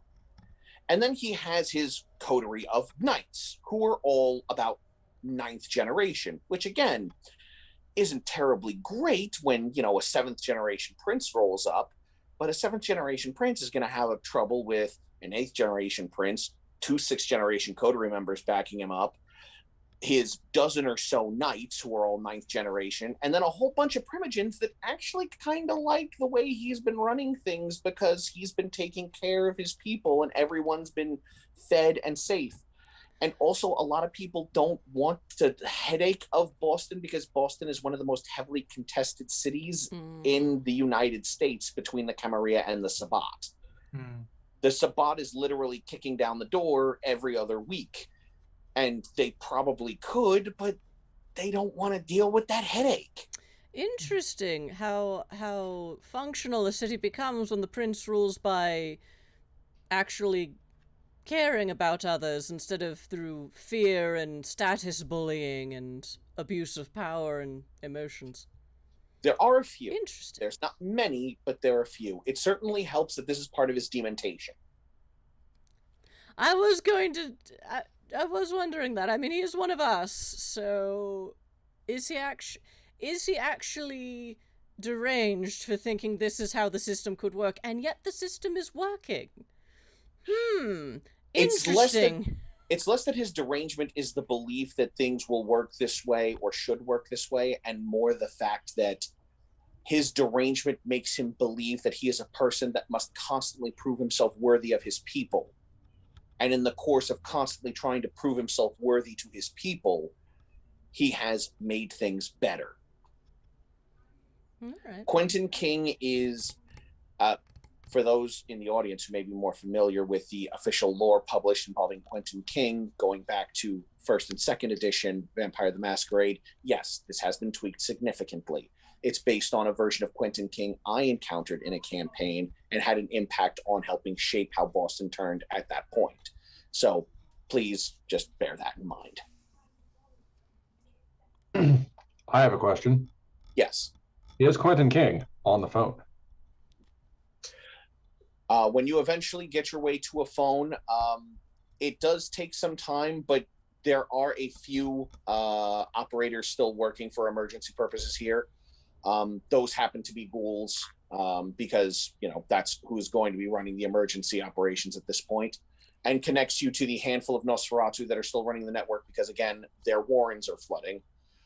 And most of them don't want to be electrocuted, so there's fewer of them working the boards at this point. But you are eventually to get in contact with the central haven where many kindred who have less secure residences were pulled in, and those that were still fairly young and still living with their families, hiding the nature of what they are, were also brought into more private holding areas to hide the masquerade, but also to protect the kindred and their kin from the issues of the weather outside. So you are able to eventually get in touch with Quentin King. Yes, you have good news for me. Yes, the magical Fucky Wucky has been contained. The snake monsters have been dealt with, though they do leave acidic blood, and there are 5 bodies on the roof of this municipal building I'm standing in. Or there are 5 acid-shaped puddles that have burned into the roof of the building I happen to be standing in. Right. I'll pull some strings and get that fixed. Excellent. Is he making his migraine voice? Oh wait, I have Auspex. I'm listening to this. You can hear his migraine voice. But we averted an apocalypse, yay! Right. So the situation you are going to take this thing, and you are going to bring it someplace very, very secure, and we are going to put it away in a deep, deep hole where no one is ever going to get it ever the hell again. Ask the prince if he means just bring it back to the professor's warehouse, or is there a tertiary location we should take it? Yes, our wiggledy-fingered expert would like to know if you would like that taken back to the professor's warehouse, or would you like us to bring it someplace else? Professor Ormond should be on his way now here. I sent a couple of scourges to go pick him up, so bringing it here, he would probably know the best way to secure it. Just to make sure this isn't the kind of nobody can ever, I heard you talking about this, just to make sure this isn't the kind of nobody can ever know about this, where we all get lined up and graves dug for us and pushed in, right? That's not one of those? Because I know that's a thing sometimes. You think that's a thing sometimes. You're not old enough to know that's a thing sometimes. Okay, look, I know some of you Ventrue are paranoid as shit, especially when dealing with Malkavians. No, you're not all going to be put up against a wall and executed. This is a thing. This is the reason why Arthur Ormond is off limits. He needed to be able to go around, deal with this shit, and inspire other people to help deal with this shit when he couldn't anymore. Because honestly, turning him into a ghoul lowers his resistances to any of their mind-altering effects, and turning him into a kindred means he couldn't walk around in the daylight. Very practical measure. So we will see you in the next 15 minutes with this item in tow. Excellent. I look forward to seeing you shortly. Excellent. Click. Miss Quincy, not to worry. Prince King. I'm never going to get used to saying that. Prince King is fairly egalitarian for a Camarilla prince, and believes in keeping useful people alive, as opposed to putting them down. Well, I mean, if we were to tell other kindred about we just averted an apocalypse on the roof with acidic snake people, would they believe us? I'm sorry, Miss Quincy, I can't hear you. Miss Quincy, your voice. Yes, sorry, no, yes.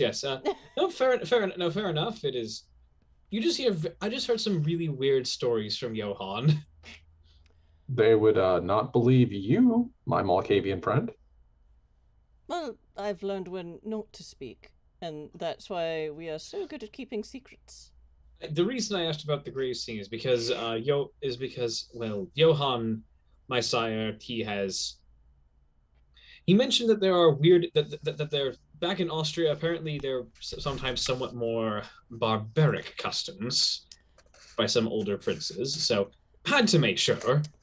Most Camarilla princes tend to rule by fear and murder and and skullduggery and awfulness. This one he's fairly egalitarian. Like I said, it's rather refreshing. But again, the Sabbat also want the city, so a lot of the older bloods are not going to be attracted to this piece of real estate. Indeed. Also, Austrians are weird.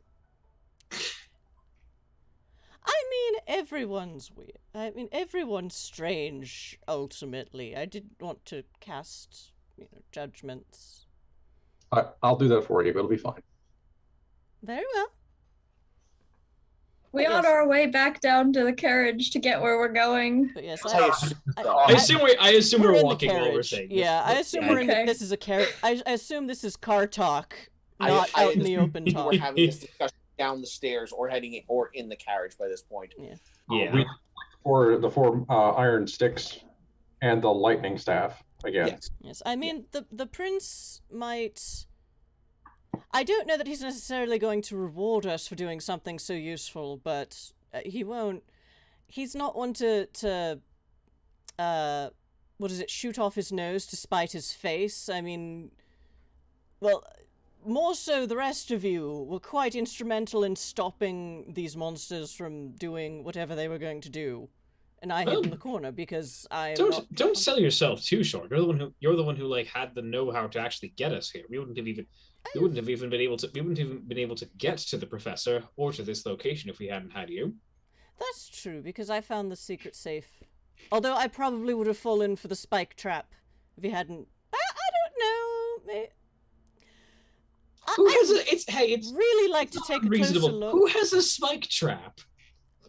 I mean, Professor Ormond, apparently. Some people have a very old school sense of protecting what's theirs. Yusuf, she's seen the weird shit in his office. I don't know what it was. I don't really care. Well, I mean, that gun was in his office. I don't even know what that is. I assume it's a firearm because I've seen it work. I want one. I definitely want one. Like, elephant gun. What sort of elephants was he hunting 60 years ago in South America? I'm guessing they weren't elephants. I'm guessing they were pissed off for about 30 seconds, and then they didn't care much. Maybe dinosaurs are still around. Have dinosaurs been discovered yet? They have. Yes, they have. Okay. Yeah. Maybe dinosaurs are secretly still around somewhere. More dragons. Dinosaurs are totally still around somewhere. We had ancient lizard cultists of some evil god. There might be dinosaurs. There's no way of knowing that there aren't dinosaurs. Or I'm going to spend the rest of this carriage ride, just going, oh my god, dinosaurs are real. Whether or not they're actually real.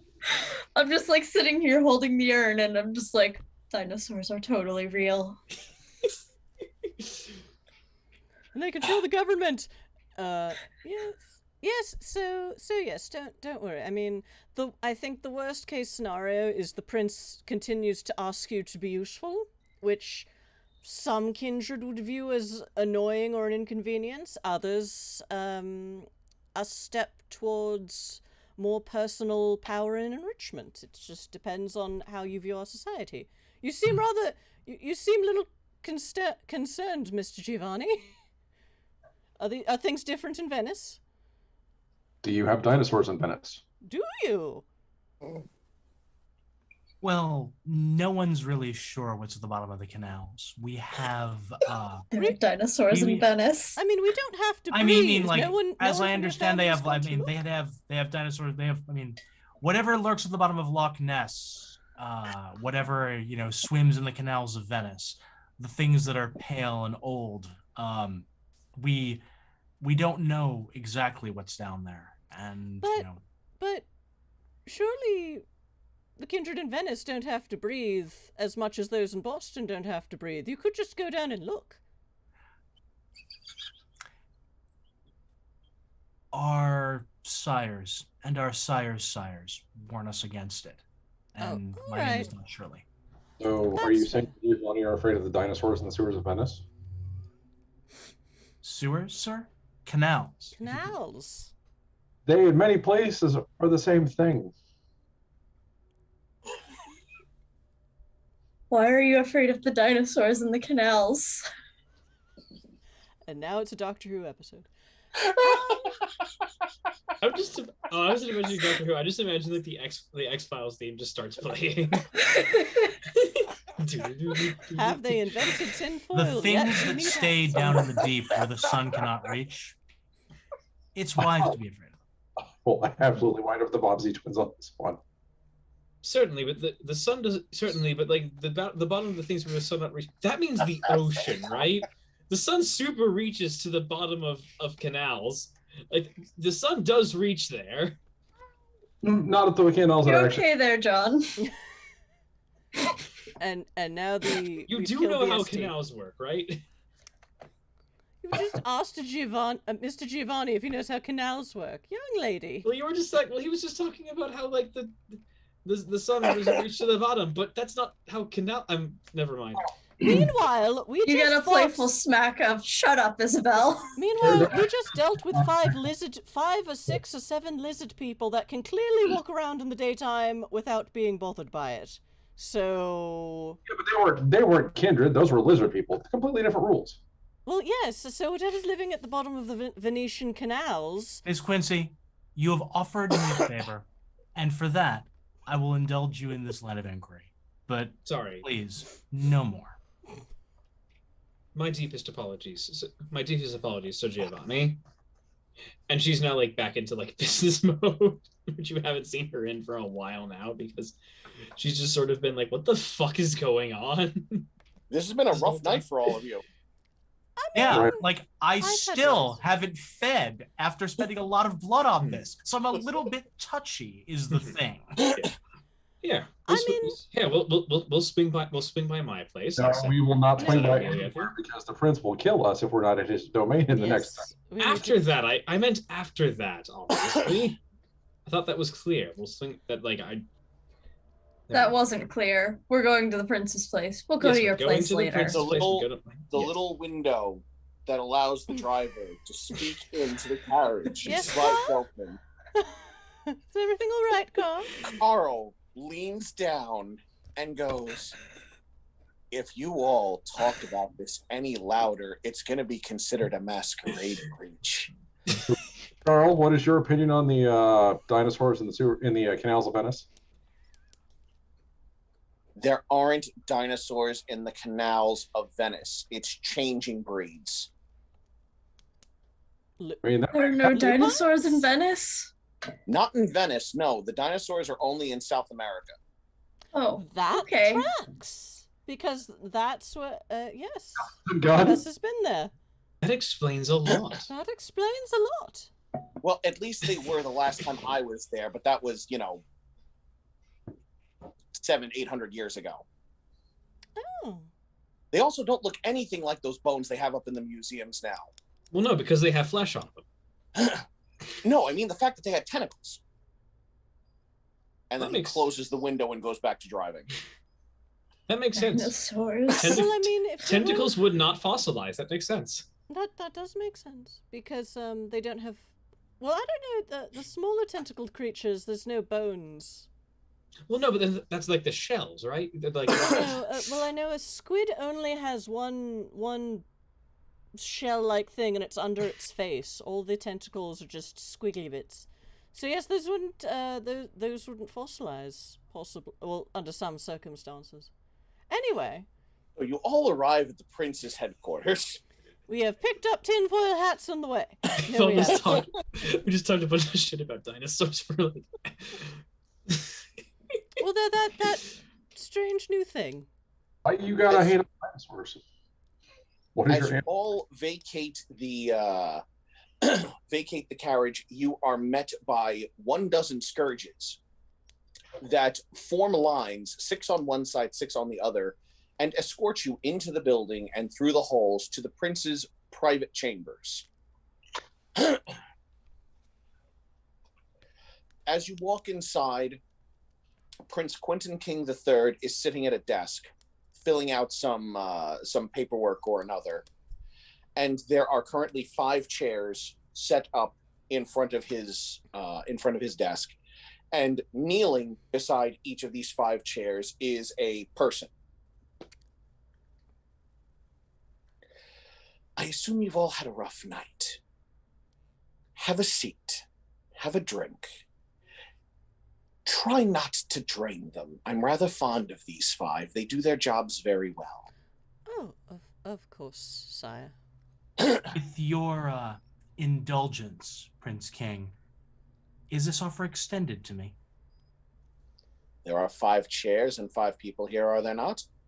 There are. I simply wish to be sure before I cause a commotion.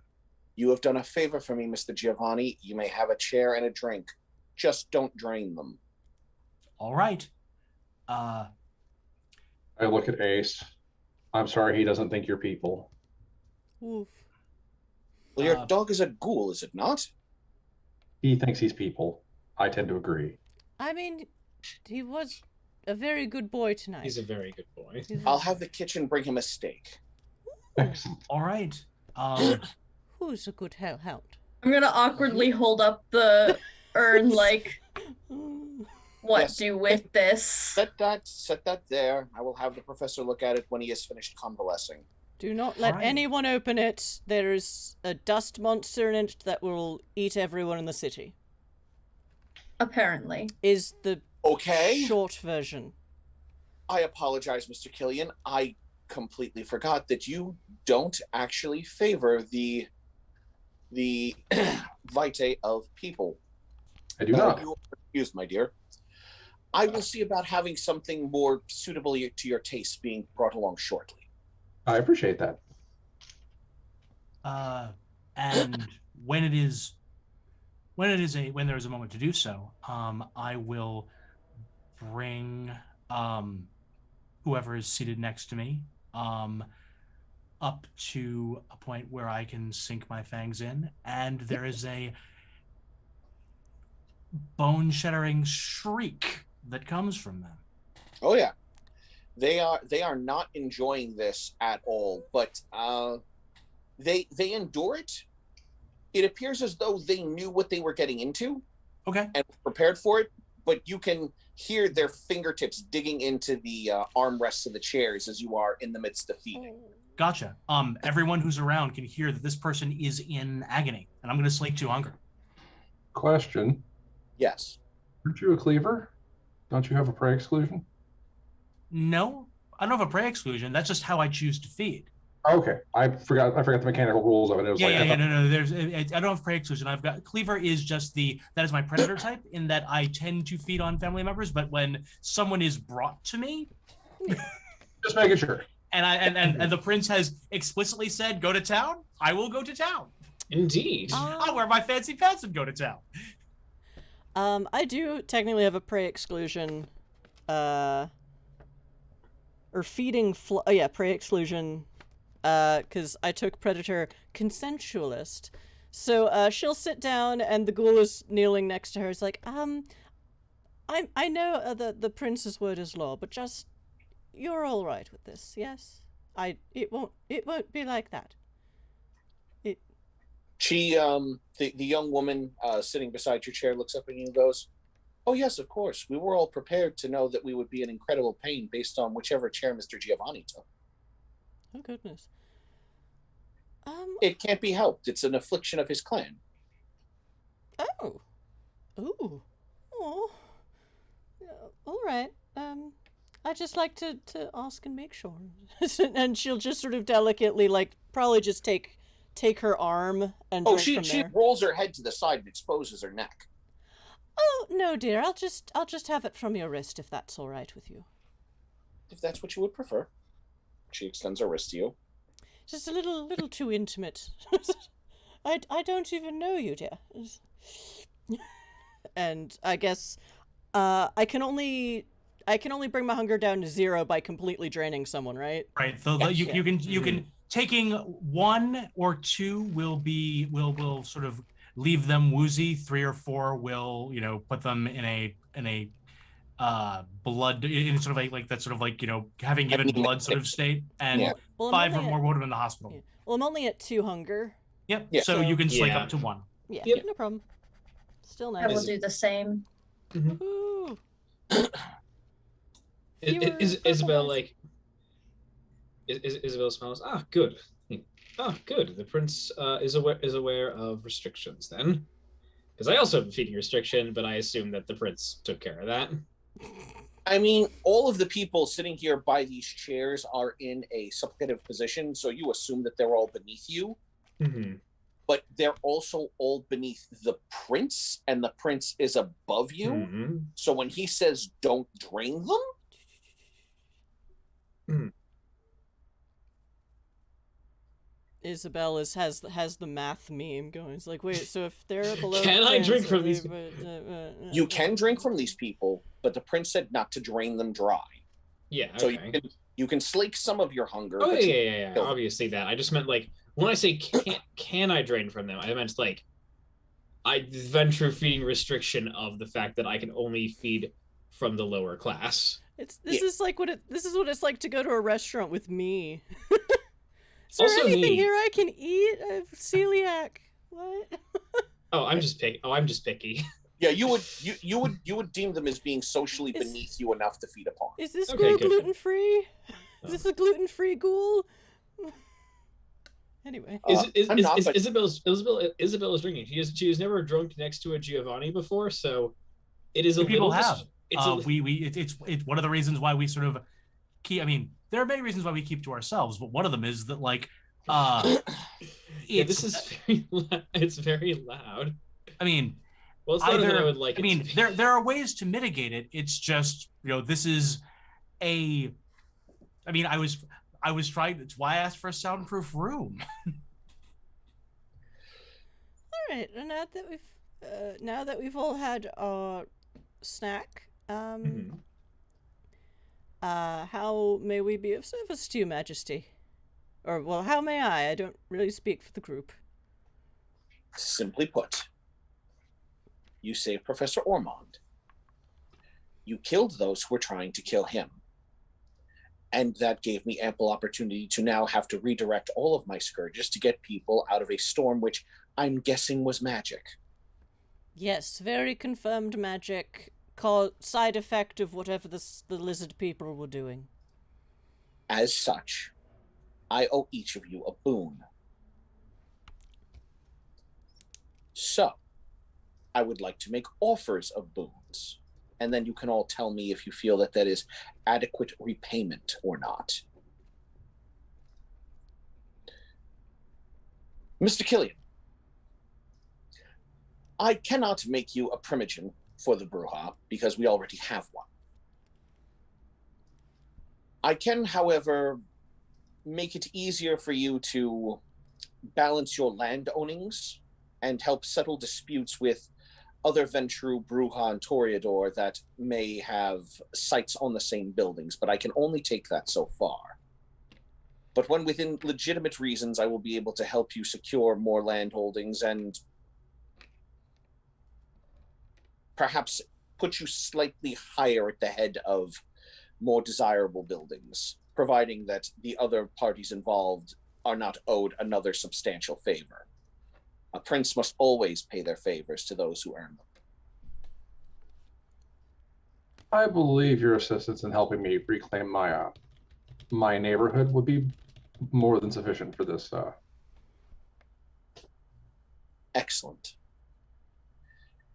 Mr. Giovanni. Oh, please. You can attend to those who are your subjects first if you wish. I'm working my way down the line of people seated in front of me. In that instance, you wish to establish trade relations here. I do. I would.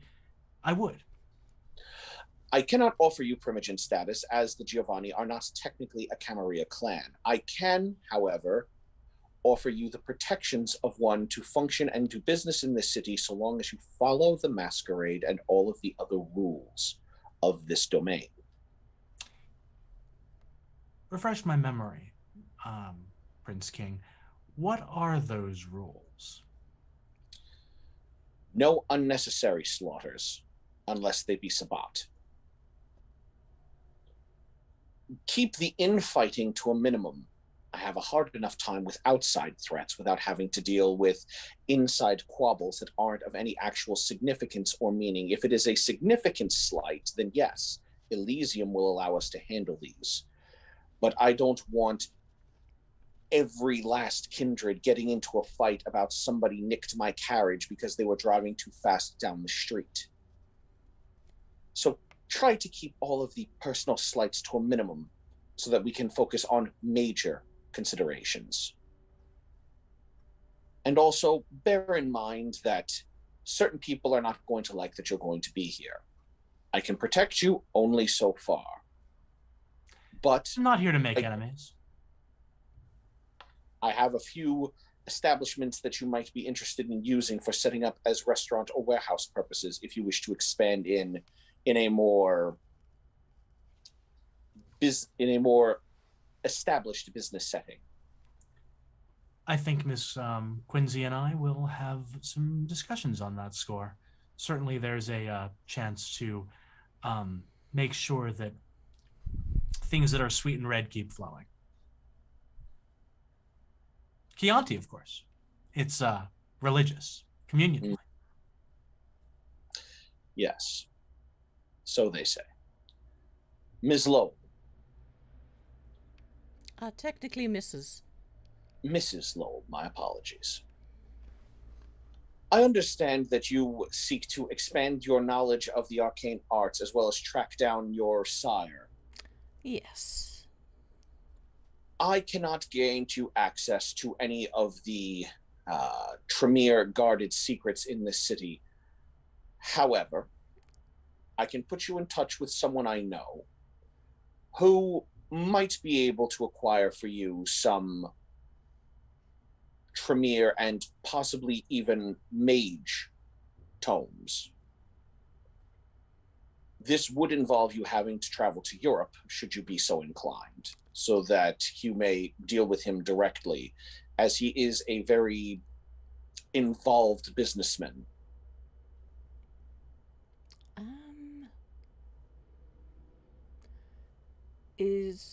Have the kindred of the I was embraced on a trip to the United States and have not been back to the continent since. Are there safe travel measures between here and the continent? There are, and if you are so concerned, I can send additional security with you.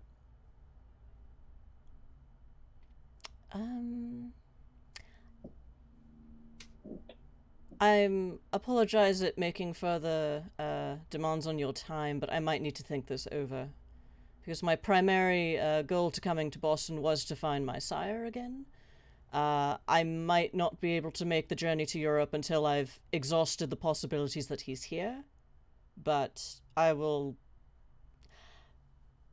As we are both of the same clan, I think you know family is complicated.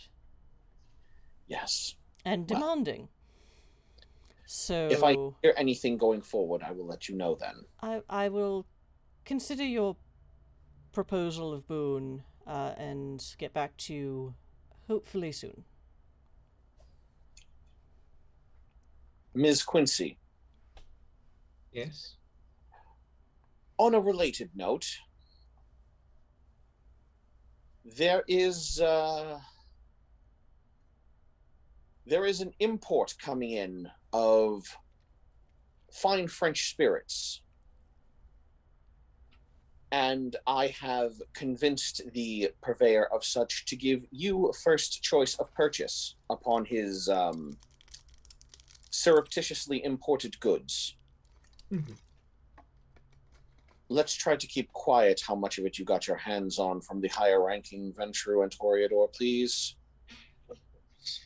Again, a prince's favor can only go so far, and if it is too openly a favor, it could make things more difficult for you. Very good. I would hate for this to be anything more than a greasing of the wheels to help myself. Well, gain more power and influence, as you know. I was trying to think of a good metaphor for it, but I couldn't off the top of my head. So whatever. That's fine. I could do without the Ventrue bullshit. Yeah, fair enough. Fair enough. I will send you a date and time once it pulls into the harbor. Thank you. Incidentally, Ms. Lowell, that ship would be your first opportunity to go back under the safest possible options. It is, so it is under it is under Camarilla control. It is under possibly something even more secure than that. What do you know of the DeSabla bloodline of Clan Toreador? I've heard of them, but not really much specific. Isabel and Vern and Niccolo, actually, because Niccolo may have run into them while doing business elsewhere. Vern, you're just into secrets and everything, and Isabel, you're in the business range as well. Roll me either intelligence politics, or we'll call this intelligence finance, since this would also be business related. All right, so that's going to be 6 dice for me. All right, I would have you roll as well, Bart, but I don't see you dealing with imported spirits all that heavily, as far as I'm aware. So 2, 4, 2, excellent. So Vern, you've heard the name DeSabla mentioned before. There's some, as far as you know, there's some hoity-toity Toreador bloodline, but they're not even like one of the special bloodlines that have like a unique discipline or a unique mutation. They're just a bunch of kindred off doing their own thing. Wah, wah, wah. Niccolo, as far as you've heard, they're a bunch of Toreador that think they're Giovanni. They're very business oriented. They're not the same sort of inbreeding that the Giovanni are into, but they're turning within pedigree, not inbreeding, pedigree. Yeah. It is important to keep the lines pure. Pure, yeah. They're more Preserves concerned the with necromantic talent. Yeah, they're more concerned with competency than purity. Isabel, you've heard them mentioned before. They're ostensibly affiliated with the Camarilla, but they're sort of independent. They're a fairly small bloodline, but they do business with everyone. And they tend to run hospitality and havens across much of Europe and certain parts of North America. If there's a measure of security to be offered, if there's a deal to be made, there's probably a DeSabla in there trying to squeeze a nickel out of the job. Let me be clear, Charisse. The people you'll be working with, they have a reputation to maintain, and anything that would breach their security is a damage to their reputation. And if they lose their reputation, they lose their business. Trust me, you will be well taken care of. So they're effectively merchant princes. In essence, not in a strange way. Well, merchant princess, but yes. Sorry, the Zoom cut out. Merchant what? Merchant princess, but yes. House DeSabla is run by a woman named Colette DeSabla. She took her business in an interesting route and has established many of her children as competent stewards of kindred security. They function as keepers of Elysium and business individuals in many cities that are under Camarilla or Anarch control. Fascinating woman, from what I've heard. Never met her, of course, but she seems an interesting person, to say the least. Oh, Colette is interesting, but she's not the one you would be doing business with. No, my associate is one of her children, and he's good at what he does. All right, then I will consider it very quickly, sir. Yes. And Vern, I'm afraid I don't know you terribly well, so I'm not even sure where to begin offering you a boon, sir. You haven't heard anything about where Watts may have ended up, have you?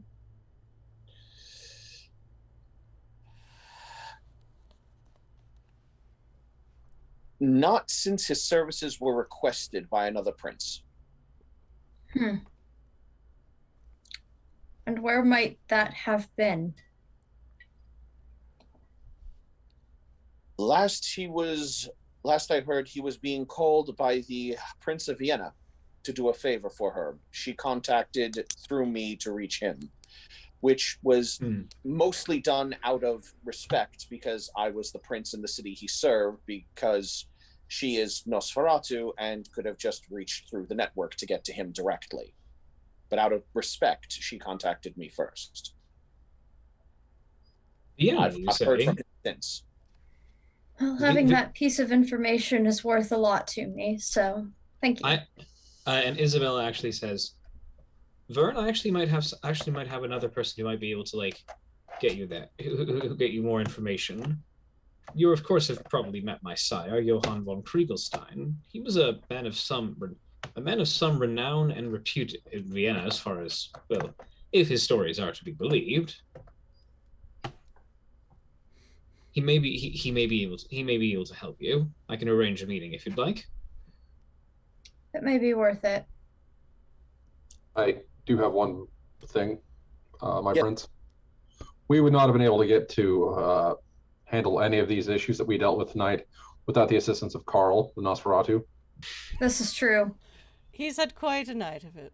Carl deserves something. He has Indeed. been through a lot for us today and for you. The service should be right. fun. I will see to supplying him with a reward as well. Thank you.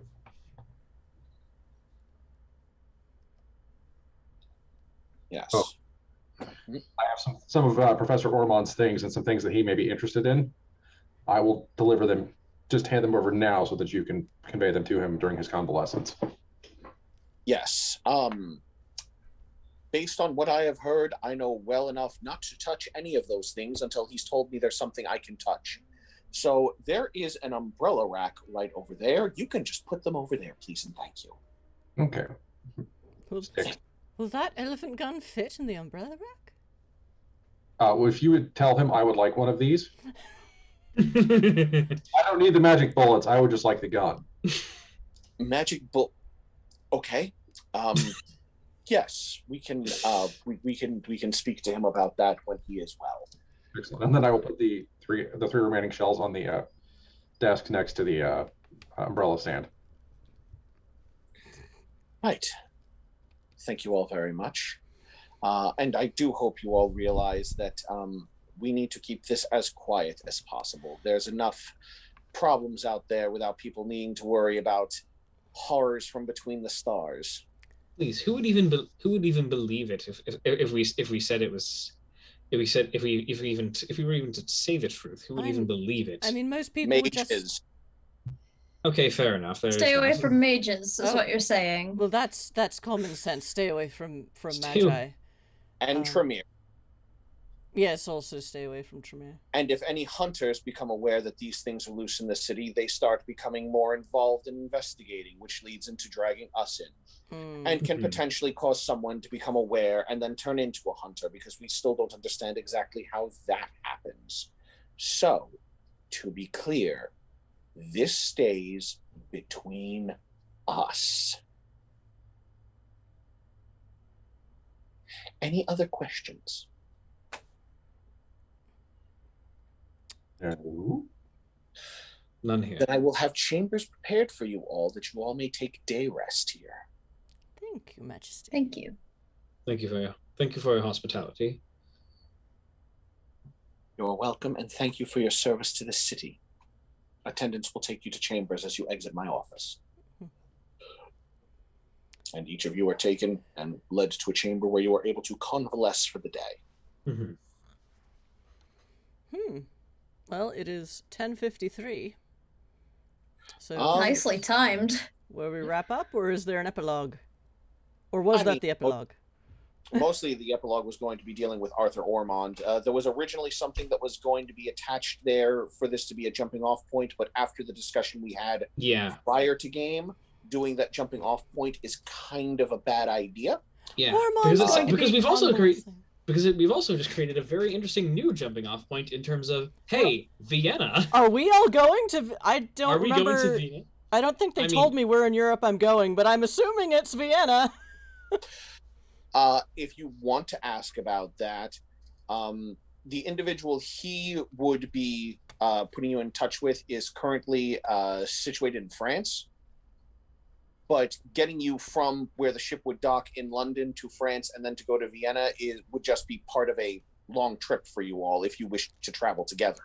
You could take a train Well, from London to France? from France to Vienna. Well, yes. As long as it depends on how the schedules go. There'll be trains that connect France and London. There are kindred protected ways to get you from one to the other to the third. I mean, there is a Malkavian engineer who's posited doing an underground train under the channel, but that's a bit of a stretch even for me. I mean, to be fair, if you don't mind it taking a little bit longer, You could just walk along the bottom of the channel. Wouldn't a train across the bottom of the channel disturb the dinosaurs living there? Dino, what? Well, I mean, if sinking the Spanish Armada in the Renaissance didn't wake them up that point, I don't think a train would bother them. No. There's a kindred run Zeppelin business that is starting up that could get you where you need to go, but would take longer than ship. Oh wait, but they're hydrogen Zeppelins, right? Okay, but that's cool. Okay, but that's way too cool. Isabel immediately wants to go. Like immediately, because But they're full Zeppelins, you say? But they're full of hydrogen in the 1920s. Oh, that's so dangerous. It's fine. It's okay. We don't have that much humanity. God Also, damn it! Ow! staffed entirely by kindred and ghouls. So ain't nobody smoking on this boat. Can't. Pretty much. Anyway, it is 10:56, so I think it is time for outros, and I will find someone to raid. Woohoo! Yes. I'm very happy that we were able to come to an agreement, and I'm excited to see where this goes, because Vienna sounds really interesting. I mean, assuming we go to Vienna next year, which I'm Eventually. all for, but we'll see. It seems set up. As we're closing, I will write Isabel here's your rent bill for next month.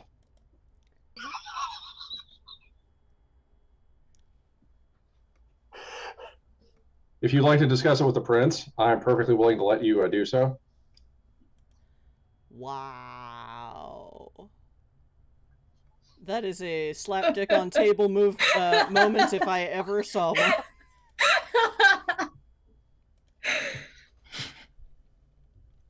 On the plus side, I like your club. We may get to put you in a bigger one. What would you like in return? I mean, like, with Rent. this, you You pay me money, and I let you operate a business. That's how this works. Oh, Oh. right. Sorry. You want rented money. Right. Okay, so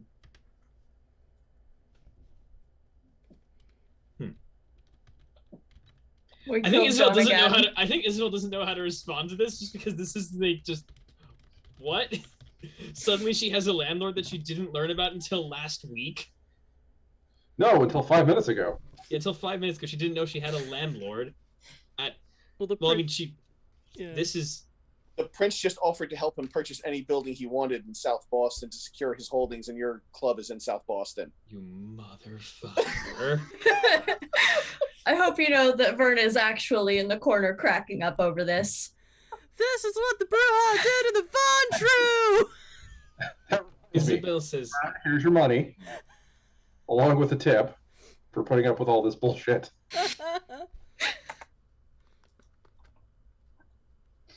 Anyway, I meant out of character on outros.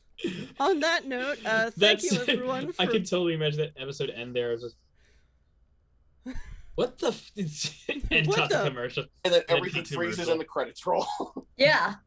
So that was Eldritch Adversaries, our 3-part miniseries in Adventures in V5 Vampire the Masquerade. And it was a rather surprising time because not everyone in the game was expecting a Call of Cthulhu crossover.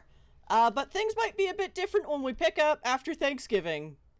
They will be very different, I promise. Because this is a fun setting version of Boston in the 1920s. Our characters are all very fun, and yay. So after Thanksgiving we will pick up. So we'll maybe have 2 weeks off. Again, join our Discord.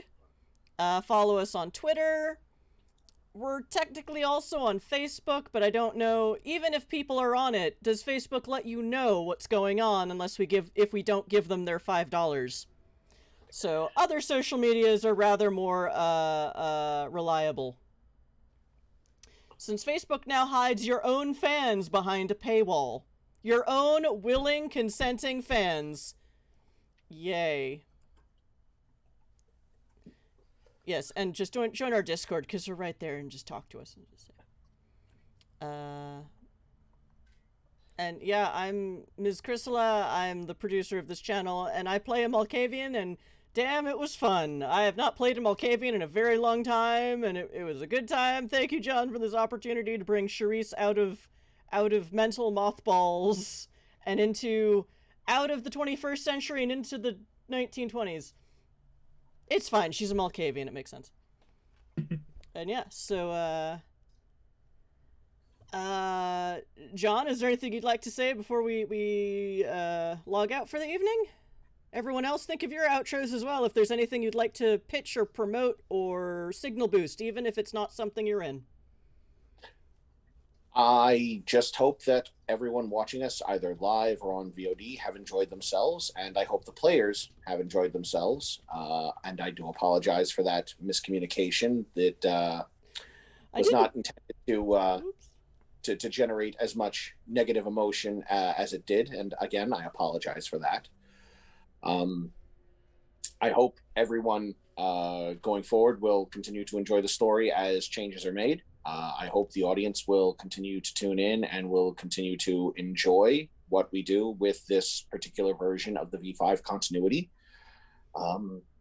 And I hope people continue to, maybe even like things more. Again, feedback. It's the only way I'm going to know that things need to be fixed.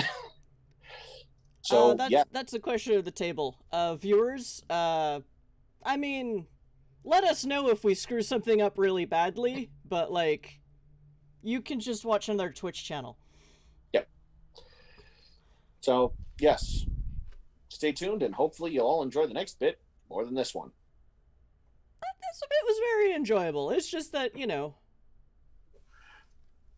it's maybe lizard people who melt acid through the ceiling. What? I mean, on the upside, presence does work on them. So, that was pretty awesome. And dominate. And gun. And gun. And gun. I have the gun and I tie on losses. My favorite vampire power. Gun.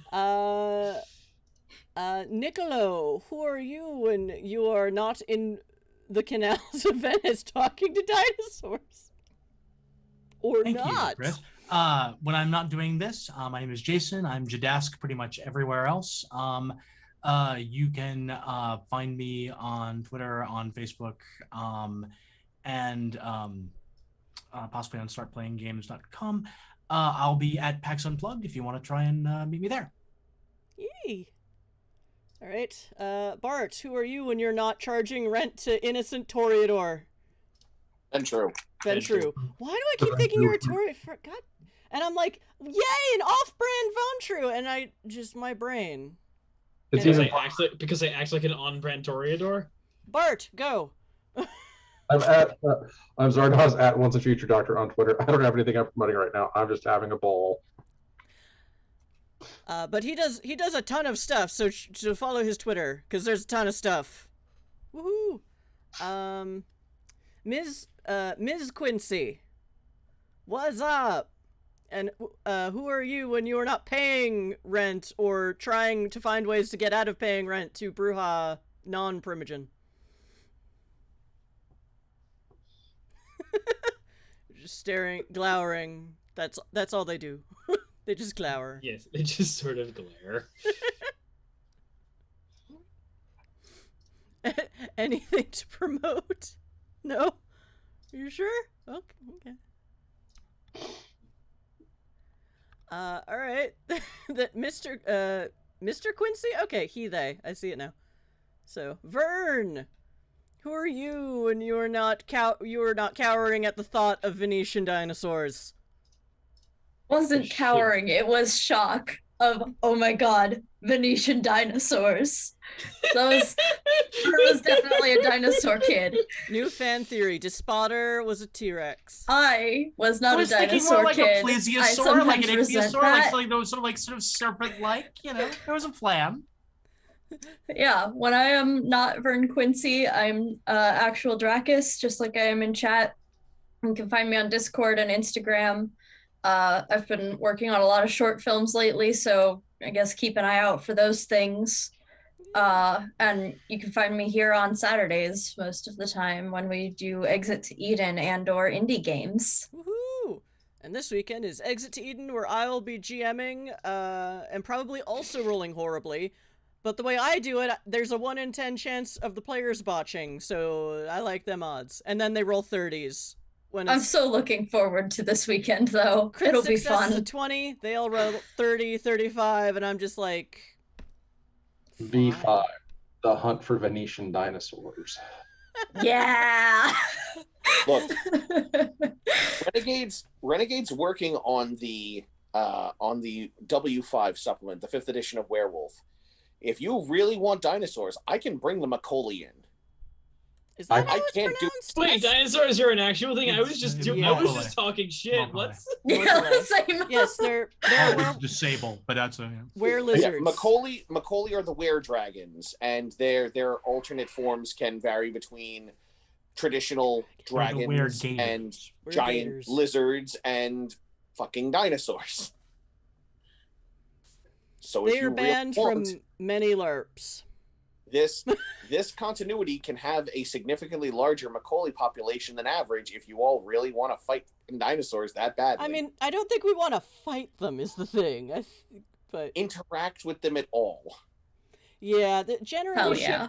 the thing about OWAD as compared to NWAD is all of the different creature splats are either outright allergic to each other or have religious vendettas against each other. So it's not going to be like in hate space. the kindred. The Macaulay Yeah. hate the kindred. They despise you just as much as any other changing Oh breed yeah, does. everyone hates the kindred. That's The kindred hate the kindred. that's why I kept NWAD in space. Kraken, Anyway, We're the corrupted worm incarnate. Anyway, so thank you all for watching tonight. We took V5 into some interesting places, and even if we're not fighting lizard people next month, I'm sure we'll still be talking about dinosaurs in Venice. And similar ridiculousness, which I am looking forward to as the party's Malkavian. So let us raid Hyper RPG, who are doing an interesting looking game, An Exquisite Crime Kickstarter live play. So looks like a very rules light roleplay-y type game. So get ready to raid Hyper RPG. Who haven't been broadcasting on Tuesday, so I haven't gotten to read them before. So, until we see you again, whether on VOD or live or on Discord, please take care of yourselves going into this, what's going to be a ridiculous holiday season. Take care of each other, and we'll see you then for wonderful, nerdy, distracting shenanigans. Bye! Snake paste!